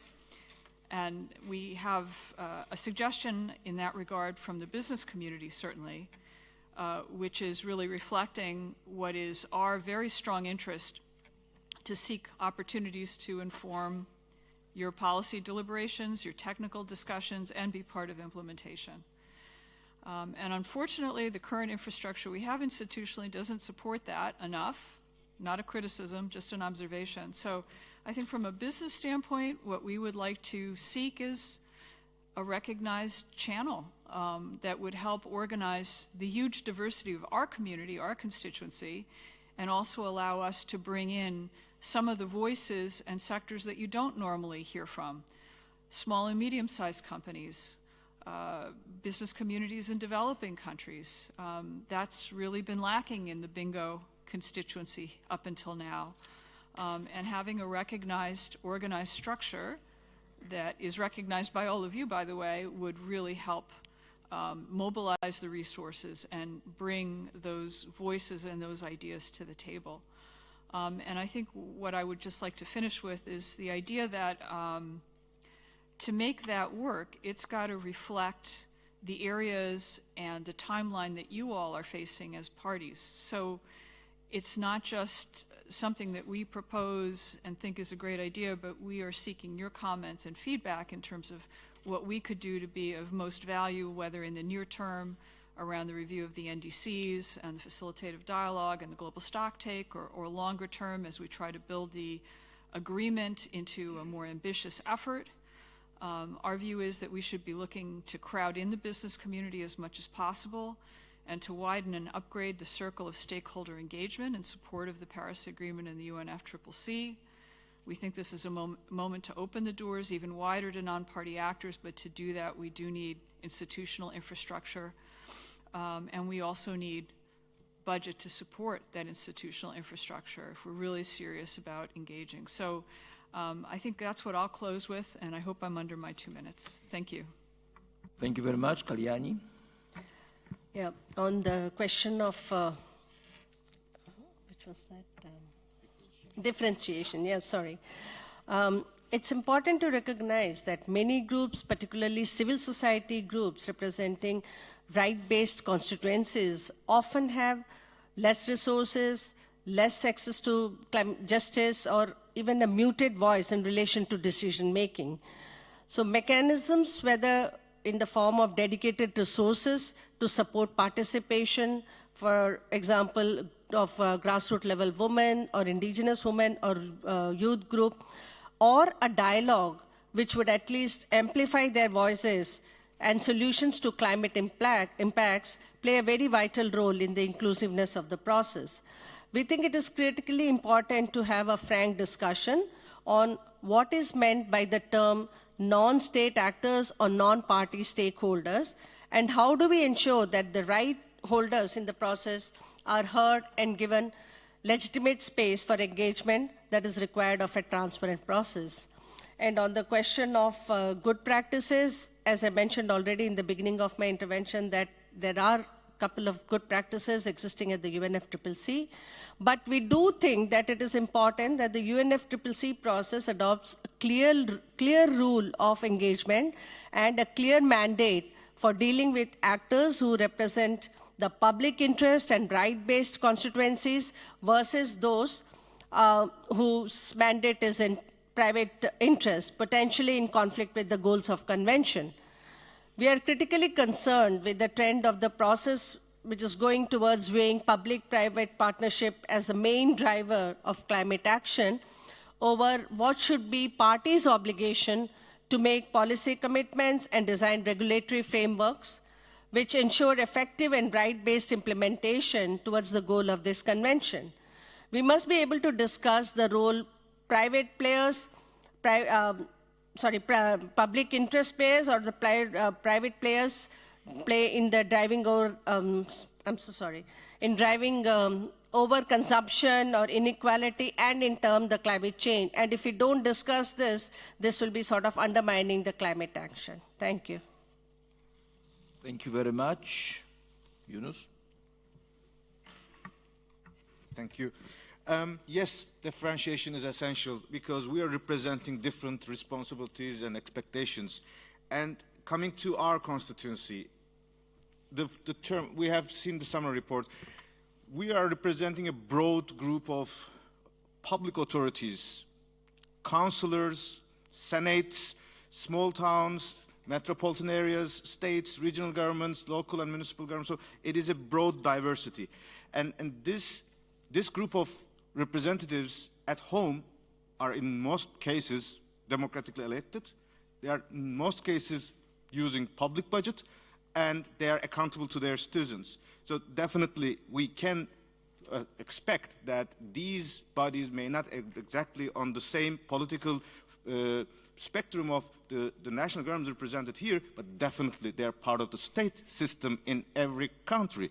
Therefore, we strongly recommend that our appropriate recognition, both engagement at home and in the UNFCCC process and the UN process, should be appropriately designed. In that sense, we really would like to recall coming to an international program or event for many of our constituencies is not a great idea. They are held accountable and they always have to be respond back to their councils, media. What did they achieve back to their citizens? What visibility they received? And in order to get their engagement, continuous attention to this process, which we believe should be, we have to design the timing, the dialogue, the level, and the outcomes appropriately so that they can go back to their constituencies and saying that, yes, there was a benefit for me and for you, that we made a better use of the public money. In that sense, I think this is also the issue that there is other processes. We are discussing the Sustainable Development Goals on cities and the whole United Nations system, how they're working with their local and regional governments, and overall as a subnational government system. We should be able to develop these proposals on the way, and we have mandated a number or proposed a number of options. One thing that we should consider that this group was also diverse. We have elected officials, we have political leaders, and we have technical staff, and we have to design their engagement in each case as appropriate. In that sense, we also would like to invite this consideration that we are welcoming the champions, but if you bring the discussions from here to any city in the world, even to a small country, a small town, maybe you can consider some of those who are most active in this process, for example, give another mandate, like ambassadors of the champions, so that when we go back home, we have a certain mandate. And once again, this has no mandate or no aim to replace the role of the intergovernmental negotiation process. But we just want to facilitate, to bring life, to bring the realities of the world to these discussions and backwards. Because if we cannot demonstrate the value of this new civilization, new type of working into the streets, then we will not get their backup. And in that sense, once again, in this, the other discussion is that when we are talking, we would like to realize that this debate on sustainable development goals,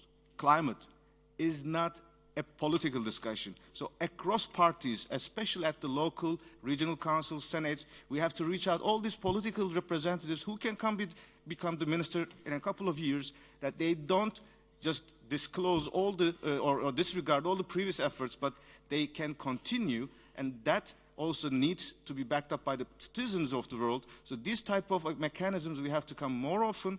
And once again, in '92, we had this local agenda spirit. There was a global goal, and we had implementation at the local level. The same thing goes for the Paris Agreement. We can inspire a lot from this process. Thank you. Thank you very much. Marcus? Thank you very much, Mr. Chair. Coming to this governance and differentiation, I would like again give the example of the UNCCD. Here we have, you are representing different major groups. In the case of the UNCCD, that was discussed with the civil society, even with the parties, and since our convention is implemented at the regional level, the parties and the civil society decided, no, it's no need to go for the same format. So they created what we call the CSO, the Civil Society Organizations Panel.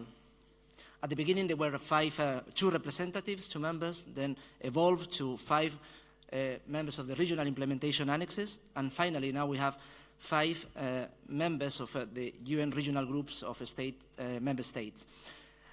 So there is one for Africa, Latin America and the Caribbean, Asia and the Pacific, Eastern European group, and then what is considered VEOG.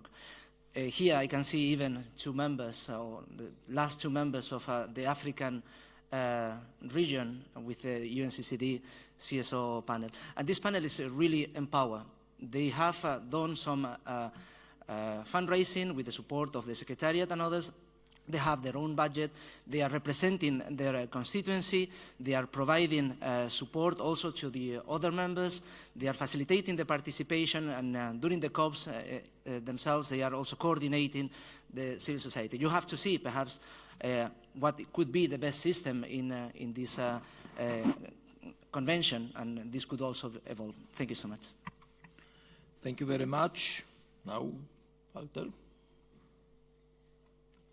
Thank you. Thank you, Thomas. Very brief on differentiation and governance. We believe that to achieve what we have all agreed upon in terms of the enhancement of the participation, it's necessary to make a clear distinction between the participation of non-party stakeholders. We will have to find perhaps another name for that. I agree. In the process, intergovernmental process, and we have heard different good examples of that and of also different proposals, but also in terms of the engagement between the Secretariat and these actors.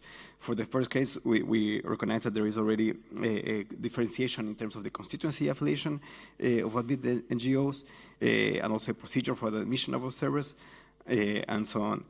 For the other type of engagement, we realized that less than 2 weeks ago was released a new guidelines for partnership, which includes the purpose and principles of partnerships. Some of the principles that are there are indeed very relevant: integrity, accountability, transparency, confidentiality, and criteria for due diligence, and so on. But the elements of the eligibility criteria do not include any consideration of the sources of the funding, for instance, for the different non-party stakeholders organizations, nor specific provisions to avoid and manage in an effective manner the potential conflict of interest and other risks associated to the participation of such actors. So this is the other side of the coin. So we, as much as we want, of course, and we believe and truly we have shown with examples of the enhanced engagement, we do need also to have that reinforced with certain principles and norms. We have very good examples out there to look at it, and we welcome the examples that were quoted by the UNCCD and other frameworks. But the most recent one that to address the issue, particular issue referred to in the last question to the conflict of interest, is the framework for the engagement of non-state actors adopted recently last year, exactly 1 year ago, at the WHO in Geneva, which aimed to strengthen the engagement between the WHO, so always the same objective, but at the same time protect its work from potential risk, such as conflict of interest, reputational risks, or undue influence. For the second case, there are other examples, such as the COSOC NGO Committee, the Tobacco Control Convention, particularly Article 5.3, and we see that there is here a representative for the Secretary of FCTC that could perhaps elaborate more on this. Other examples in UNICEF, OCDE, and even the national legislations at the EU, also on other developed and developing countries. After a lot of all the effort that we went through, commitments, compromise, and frustration even to reach to the Paris Agreement, after having witnessed all the aggravation of to the adverse effects of climate change, destroying our planet and affecting gravely the life of the most vulnerable peoples, and we are glad that we managed to make specific reference in the preamble, for instance, to children, women, people with disabilities, migrants, in other parts of the Paris decision, to refugees even. So we, indigenous peoples and local communities, of course. And so we believe that more than ever, we need to give a voice to them, to give a stronger voice to those actors, being the more direct victims. But at the same time, along with all the different invitations, an encouragement to an increase a role of other actors, including private sectors, business sector, in this context of climate action, we need to also have precisely to secure those that engagement is that we need to have a framework of rules and principles to manage when there is the case of risk of influence, risk of conflict of interest between those influences or participations and the objective and the purpose of the Convention and of the Paris Agreement. I will be closing with that. Thank you very much. Thank you very much. And Ulrich. Yes, thank you. On differentiation, I would like to make 4 very short general points. First, we think that the magnitude of the challenge of achieving the objectives as set by the Paris Agreement is such that we can only get there by involving the engagement of all groups. Secondly, the principle of giving the same rights in terms of access and participation to the different groups remains crucial for us, and we certainly stick to that.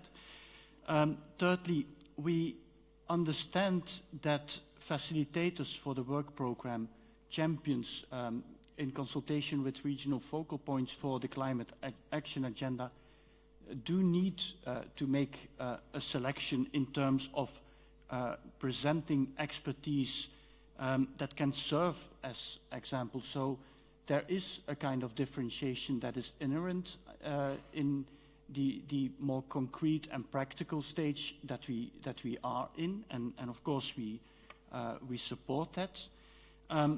Fourth, we think the issue of a better follow-up of action agenda is one that deserves more attention, and as I said before, tracking of progress on action, having a kind of MRV system there is something that we could look into. Thank you.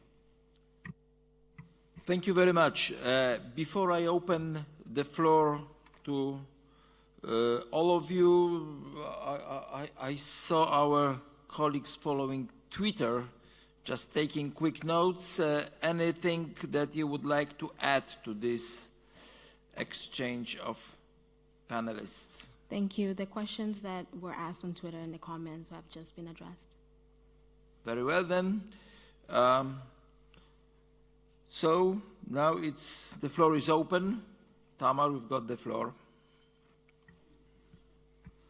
Thank you so much. I'm Tamar Lawrence Samuel from Corporate Accountability International, a member of the Climate Justice Now. Thank you for providing an official opportunity to discuss the important issue of how to enhance effective engagement with non-parties.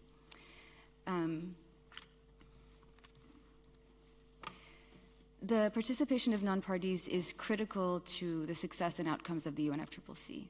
So I'll take this opportunity to focus on one issue with regard to governance that has been mentioned by several panelists and participants in today's discussion.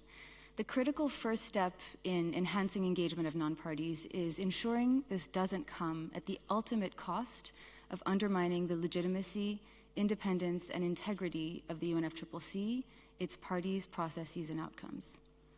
So it's critical to ensure we are enhancing engagement with actors whose objectives are fully supportive of the objective of the Convention and of the Paris Agreement, not with those who aim to weaken climate policy in an effort to expand their profits at the expense of people and the planet.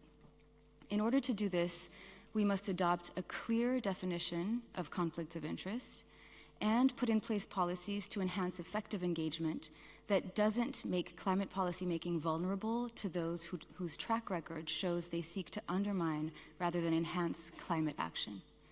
Legal precedents to do this exist and have proven very effective. And in particular, I'd like to mention, as the delegate from Ecuador already has, the World Health Organization Framework Convention on Tobacco Control, whose secretariat has sent a representative, Johanna Guzman, to the workshop to share best practices. And I look forward to hearing from Johanna before the conclusion of this panel. Thank you.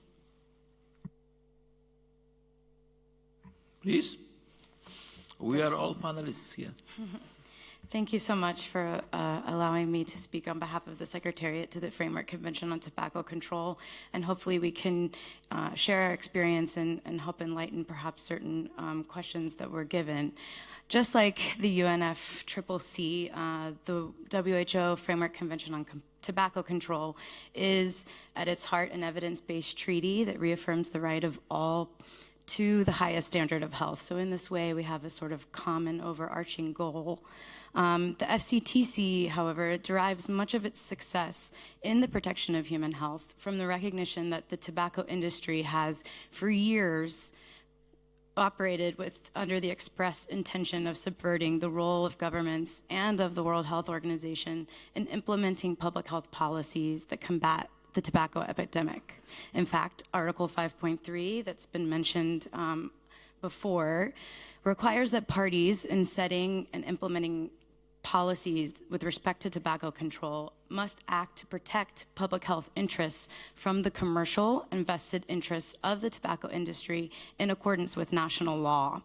This is because it is just that, a vested interest, and it's a powerful one. So in our experience in dealing with the tobacco industry, policymakers need not question the lengths that certain transnational corporations will go in protecting financial interests over interests that they may claim to support that are public goods. This is because the issue is quite simple. There's a fundamental and irreconcilable conflict between the tobacco industry and public health policy. So what makes the WHO FCTC so successful is its explicit ability to limit industry interference in its policymaking processes, especially with Article 5.3. And here is where you can learn from us and our experience. In limiting the role of the tobacco industry in fighting the problem that it has itself been responsible for, helps to limit the power that it continues to have to cause that problem. And I'll repeat that because I think this is the key message. Limiting the role of the tobacco industry in fighting the tobacco epidemic actually helps to limit its power in continuing that problem that it perpetuates. Within the context of the UNFCCC and taking from our experience, perhaps this means considering limiting the role of certain corporations that themselves drive the very climate crisis that the convention aims to stop. This is because, much like the tobacco industry, the objectives of some of these businesses may be irreconcilably and fundamentally at odds with climate policy. And in the here and now, you can do so much more when you have the ability to stop identified questionable actors from quite literally polluting the policy process. So in ending, I just want to say, heed the remarkable example of the WHO FCTC as a milestone for public health and international health cooperation, and know that it's not impossible. It's not an impossible task to prioritize human and environmental health over industry interests and follow in the footsteps of the health ministers that came together from around the world and had the courage to stand up to an industry that was not only making its population sick, but in fact quite literally killing them. So borrowing from our experience, this may really help in meaningfully addressing many of the issues that everyone is concerned about here in this room today. Thank you. Thank you very much.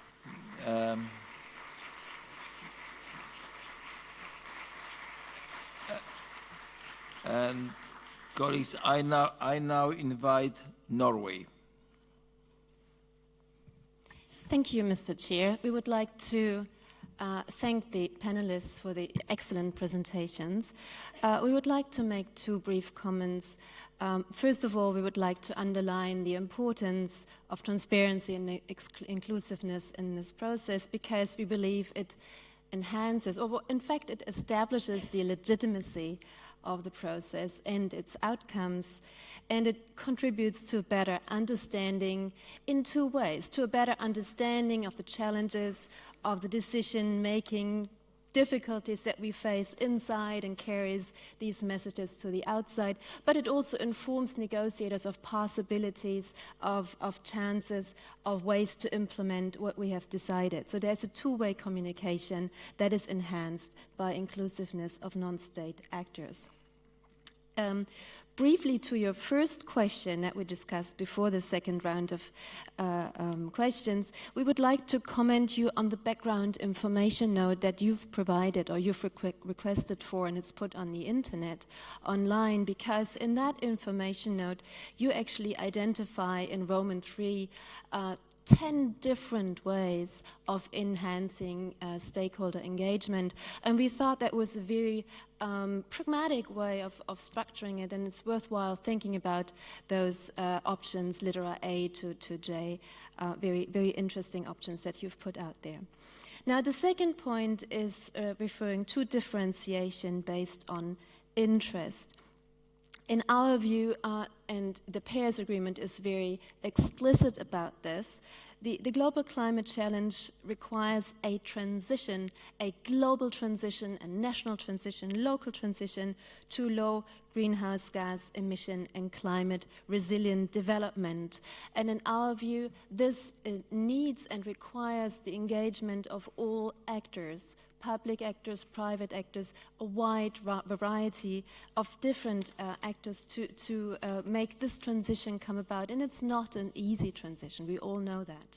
But we believe that it needs all interest groups to be on board and be informed and take part in that decision, in that transition.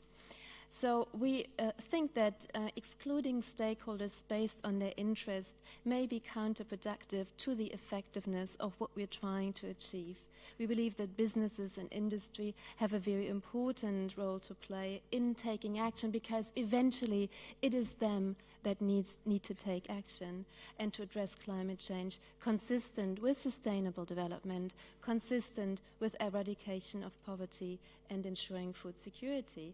And we believe that we will all benefit from an open and transparent process. Thank you. Thank you very much. Now Australia. Patrick, you've got the floor. Thank you very much, and thank you for this excellent workshop, which Australia very strongly supports. And from our perspective, engaging with non-state actors is critical, all stakeholders, because this is a global challenge that affects all communities. So as many voices as possible at the table is obviously extremely important. In terms of the spirit of the conversation you asked for, in terms of things that people have been saying, one of the ways we think to get non-state actors more representatively involved is through our domestic policy processes that reflect and enact and implement the agreements like the Paris Agreement. So, for example, we're currently doing a review of all of our climate change policies to see if they're sufficient to meet our 2030 target, having met and exceeded our Kyoto 1 and on track to meet and beat our Kyoto 2. And so there's been a big process of submissions, over 300 submissions received so far, individual consultations. The Minister for Environment and Energy himself is consulting with non-state actors, and so they will become an integral part of the policy-making process. It gives effect to the agreement, which is exactly, we think, where we want to be, and that's a very empowering process for non-state actors. One of our colleagues mentioned Indigenous communities and the challenges that they face, as all communities around the world in whatever guise or shape face in relation to the threats of climate change. But, you know, there are also opportunities for Indigenous communities, and I did want to highlight one from an Aboriginal group, in some of our Indigenous peoples in North Australia, who are bringing very ancient fire-burning savanna technology for control of emissions, and under our emissions reduction scheme, which supports abatement, we've purchased credits of around $93 million from those communities, which is a very significant contribution with many tonnes of abatement achieved. And we're looking now with those Indigenous communities to see how we might be able to apply that technology elsewhere around the world. In terms of the comments just made by Norway about inclusivity and transparency and not excluding any stakeholders, just from an Australian perspective, like to endorse those comments very strongly. Also in the context of one of the comments made by the panelists about possibly moving away from or not emphasising public-private sector partnerships as much. I mean, certainly from an Australian perspective, the Paris Agreement ultimately is transitioning the global economy to a lower emissions economy. And economies are comprised of businesses, business-drive economies. And we will not get this transformation or this transition if business is not involved. It's as simple as that. And the transition will take trillions of dollars worth of investment. And what the role of governments can do is create the right policies, the right enabling environments, the right incentives to direct investment, support instruments that can make the investment happen, and use some public money to support the transition. And as you all know, we've got a $100 billion commitment, but $100 billion versus trillions of dollars shows you that it's not going to be predominantly government money that gets us where we need to go. It's going to be smart government money, like the new GCF proposal for a $700 million facility to be fund of funds to mobilise $30 billion of private sector money that will get us a lot further down the road. So I think we need to be very aware of that. And finally, this idea of excluding groups such as the private sector, I think fundamentally misunderstands the concept of conflict of interest. This whole convention, this whole process is a global process and requires multiple stakeholders. And trying to exclude a stakeholder, I mean, conflict of interest doesn't, this whole process is about competing views. Different countries have different views, different stakeholders have different views, different perspectives need to be brought to bear. Business has a very important view. Business will drive and is driving the technology, the investment, the transformation in a very fundamental and very significant way, including some of the companies that were being alluded to as the polluters of policy. They will be, some of them, the providers of the biggest and best solutions. So let's not cut our noses off to spite our faces. They have a fundamental and very important role.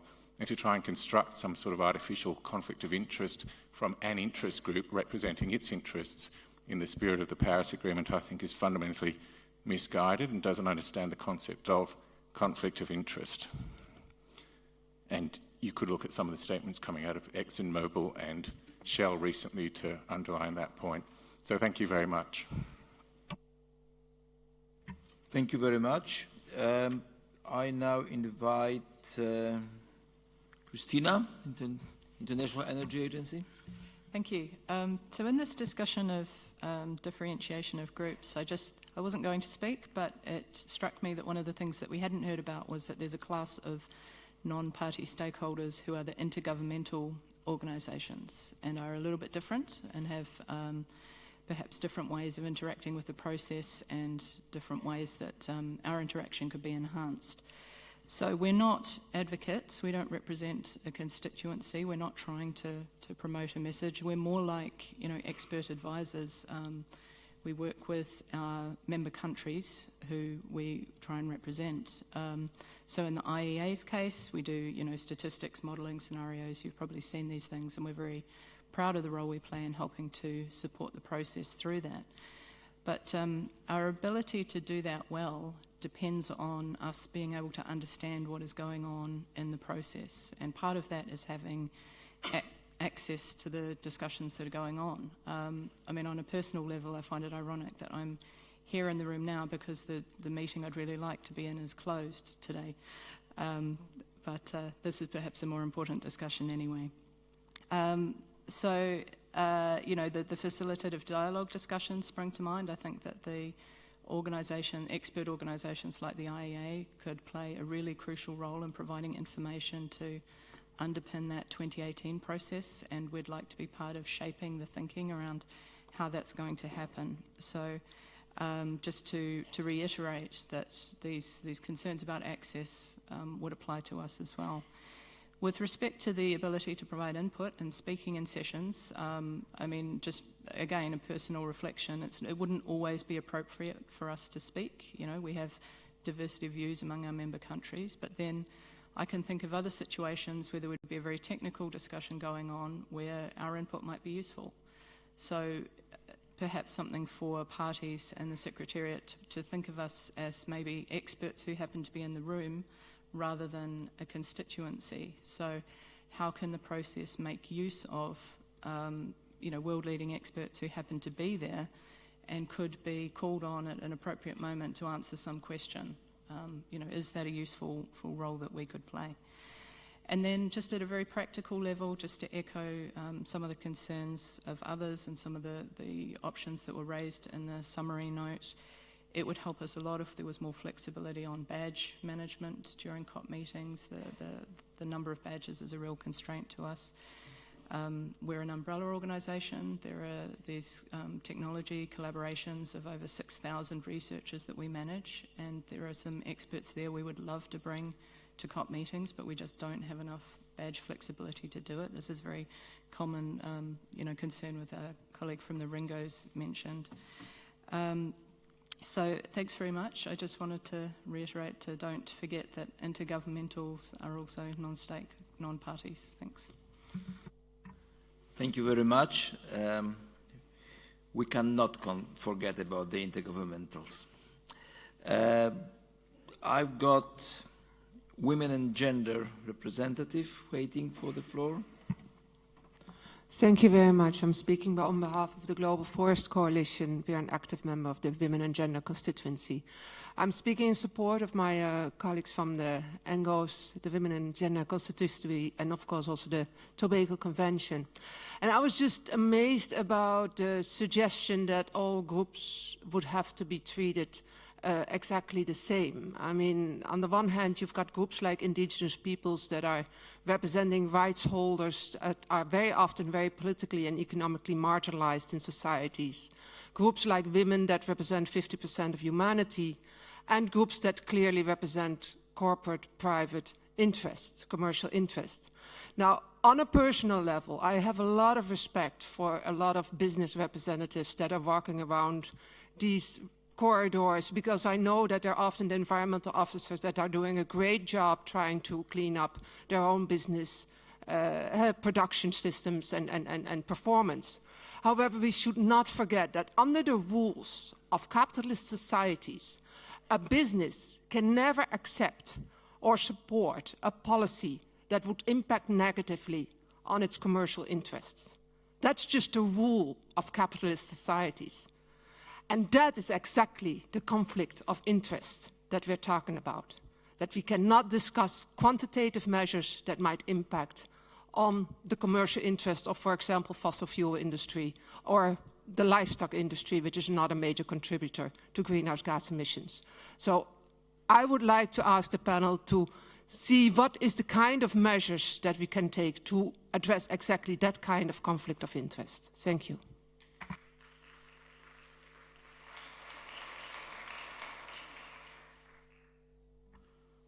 Thank you very much.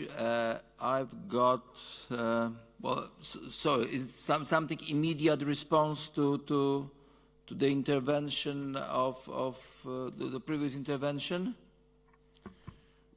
Well, more like a short endorsement from Push Sweden. We would like to agree with some of the statements from the floor. But you are not Swedish government. No, I'm not. Okay, so we understand that you represent a group of civil society from Sweden that endorses these views. Yes, basically. Is it too late to add aspects of this? Okay, thank you very much. So the next on my list is Canada, please. Thank you. I just want to build on some of the comments here today on inclusivity.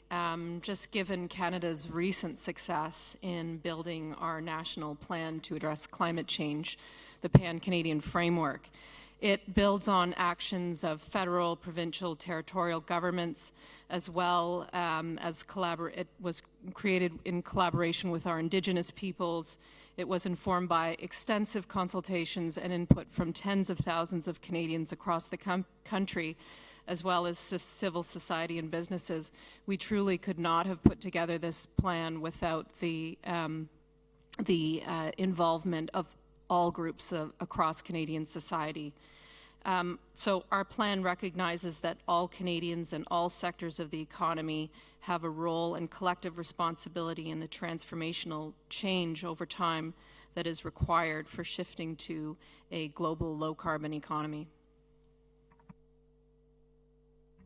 Thank you very much. And I see the flag of Indigenous peoples. Am I right? Thank you. Thank you, Mr. Chair. My name is Janni Stefansson, and I come from the Arctic. I want to just enlighten and respond to what Australia said before about the involvement and the important involvement and how public funding is used. So when we talk about the Arctic, we are speaking, you guys are speaking here about 1.5 degrees. In the Arctic, it's 5 to 8 degrees of change. And keeping that in mind, with the permafrost also thawing, releasing methane gas, which is a very potent greenhouse gas. Thank you, my colleague. I also want to put into light that the fact that we are the guardians of the land, and we are maintaining it and have been governing it. While doing that, we're also combating huge windmill parks that coming into our land and grab our land.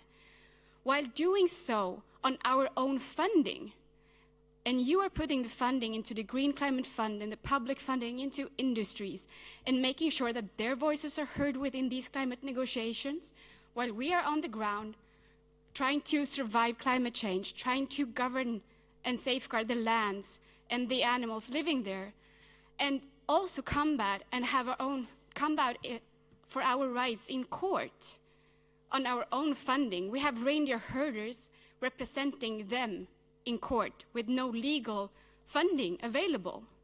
So that's why we are needed in this negotiation when it comes to safeguarding and to ensure that your funding, your public funding, is used in a way that does not disrespect Indigenous people's rights and disrespect human rights and violate those rights as well.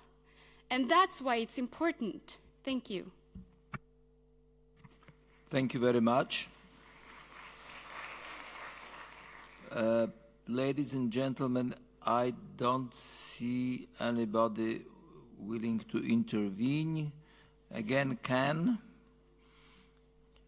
Thank you, Mr. Chair. My name is Sebastian Dijk, and I'm working for the Center for International Environmental Law. I think there is a broad acceptance in this room that the engagement of all members of society is very important to deliver on the Paris Agreement, and the fact that we really need to get all hands on deck to make sure that we can deliver this 1.5 target to which governments have committed in the Paris Agreement.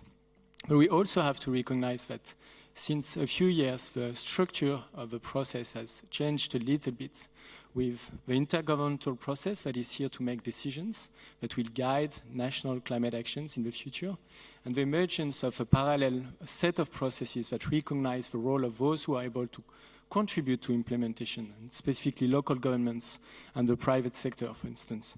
And the rationale for engaging stakeholders is different for both of those tracks. On one hand, we have a track that tries to mobilize as much as possible the engagement of those we call non-state actors, trying to really make sure that all possible solutions are mobilized, are enhanced, are supported to make sure that the transition is accelerated.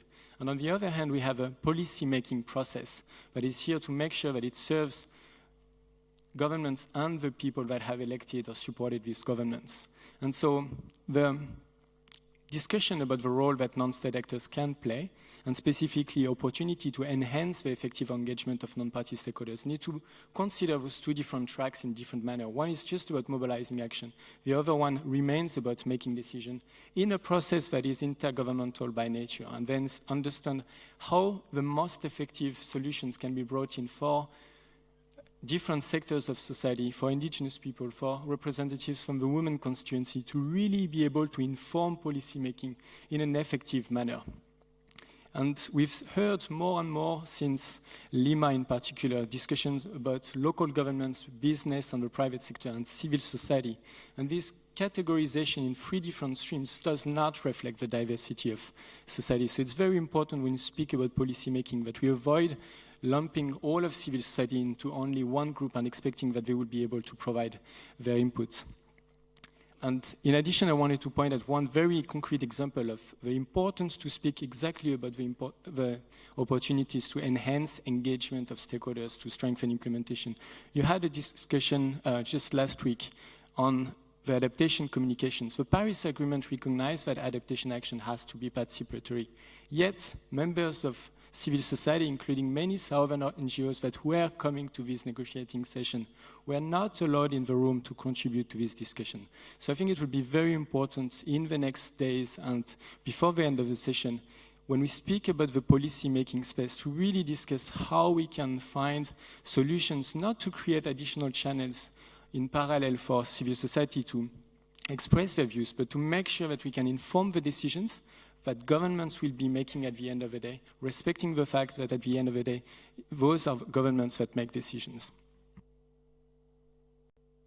Thank you very much, colleagues.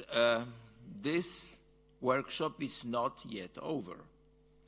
So I think that just my reflection after hearing all these exchanges is that we are exercising probably the necessary step just to better understand our views, better understand our positions.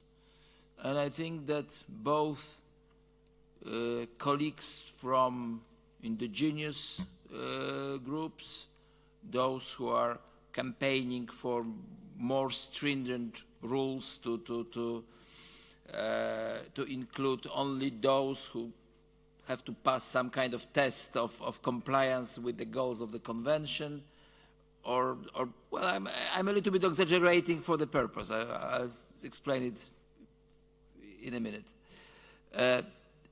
Well, can talk to each other. So even if there are such an extreme views, we are in one room and we are talking to each other. And this is a very good indication that shows that Paris Agreement does not leave anybody behind. And even having completely different views, political, economic, we can talk to each other. And to make this conversation even easier, we have now, without break, because we've eaten this break, but I think nobody will complain because the discussion was fascinating. We have 3 breakout groups, and the topics are very concrete. The first topic of the breakout group is enhancing ambitions of NDCs and NAPs through climate action. And this topic is going to be facilitated by Mr. Larry Hagan from Canada. Larry, can you raise your hand? Show up. Yeah. The second topic is expanding the scope of non-party stakeholder contributions at the intergovernmental level. And this is mostly the question what parties can do. And this is going to be facilitated by Mr. Herman Zips from the Netherlands. Herman, yeah. And the third question, the third topic of the discussion is diversifying modes of engagement and facilitating the participation in the intergovernmental level. And this is please put as much as possible, because this is about what the Secretariat can do.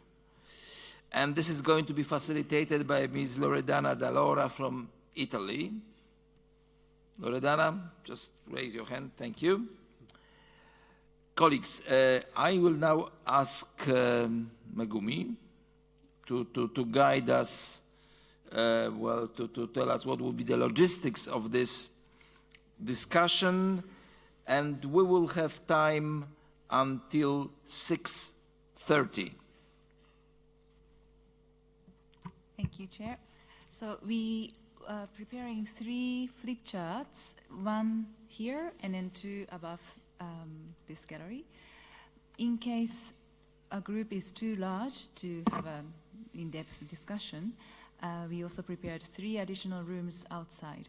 And by the show of hands, if you could indicate which group you would like to go now, so that we can now assign the group here and these 2, and then once you are gathered together, and if the facilitator considers that room is the group is too big, then we would split them, and then the assigned rapporteurs will be asked to facilitate the subgroup, and the additional 3 groups are Addis Ababa 1, 2, and then Addis Ababa 3, and then there's a space where Climate Change Studio takes place. It's above this staircase outside of this hall. So if you're ready to announce the group of your interest, I would like to go one by one. Yep. Group 1. Group 1 is with Larry, enhancing ambition of NDCs and NAPs through climate action. Okay. So maybe the group we need to go to see 3 of all of them first, and then we can assign. Well, so group number 2 with Herman. Herman, raise your hand. It's expanding the scope of non-party stakeholders' contributions at the intergovernmental level.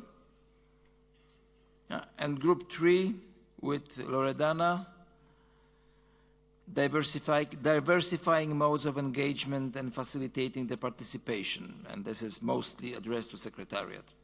So I think they are more or less equal groups. Yes. And the second one might be the largest, so I suggest that the second one would meet in this room, on this floor, and the third group would go above, and the first one can go up there, or you can split into 2, and if not, you can stay, but if not, if you like to split, then you can go to Addis Ababa 3, which is smaller. So first group, number 2, if you like to stick together, you can stay here. But if you feel that the discussion is getting a little out of hand and not everybody can talk, then I suggest that the subgroup goes to Addis Ababa 1 and 2. And that is people of quite large number. So number 2 stays here and then coordinate. Number 3 over there. Okay, so number 1 has to leave this number room. 1 is over there. Number 2 here. Okay, and number can 3 you over indicate there. the weight for the group number 1? Which staircase to take? 1 and 3, number 1 and 3, you can go out from this door and then take the staircase up and then enter into the gallery. So there is a staircase on this side that will take you to this upper level. Okay. And group number 3 is taking the other staircase on the other side here, and will take this space up there. And group number 2, please get closer together and stay here.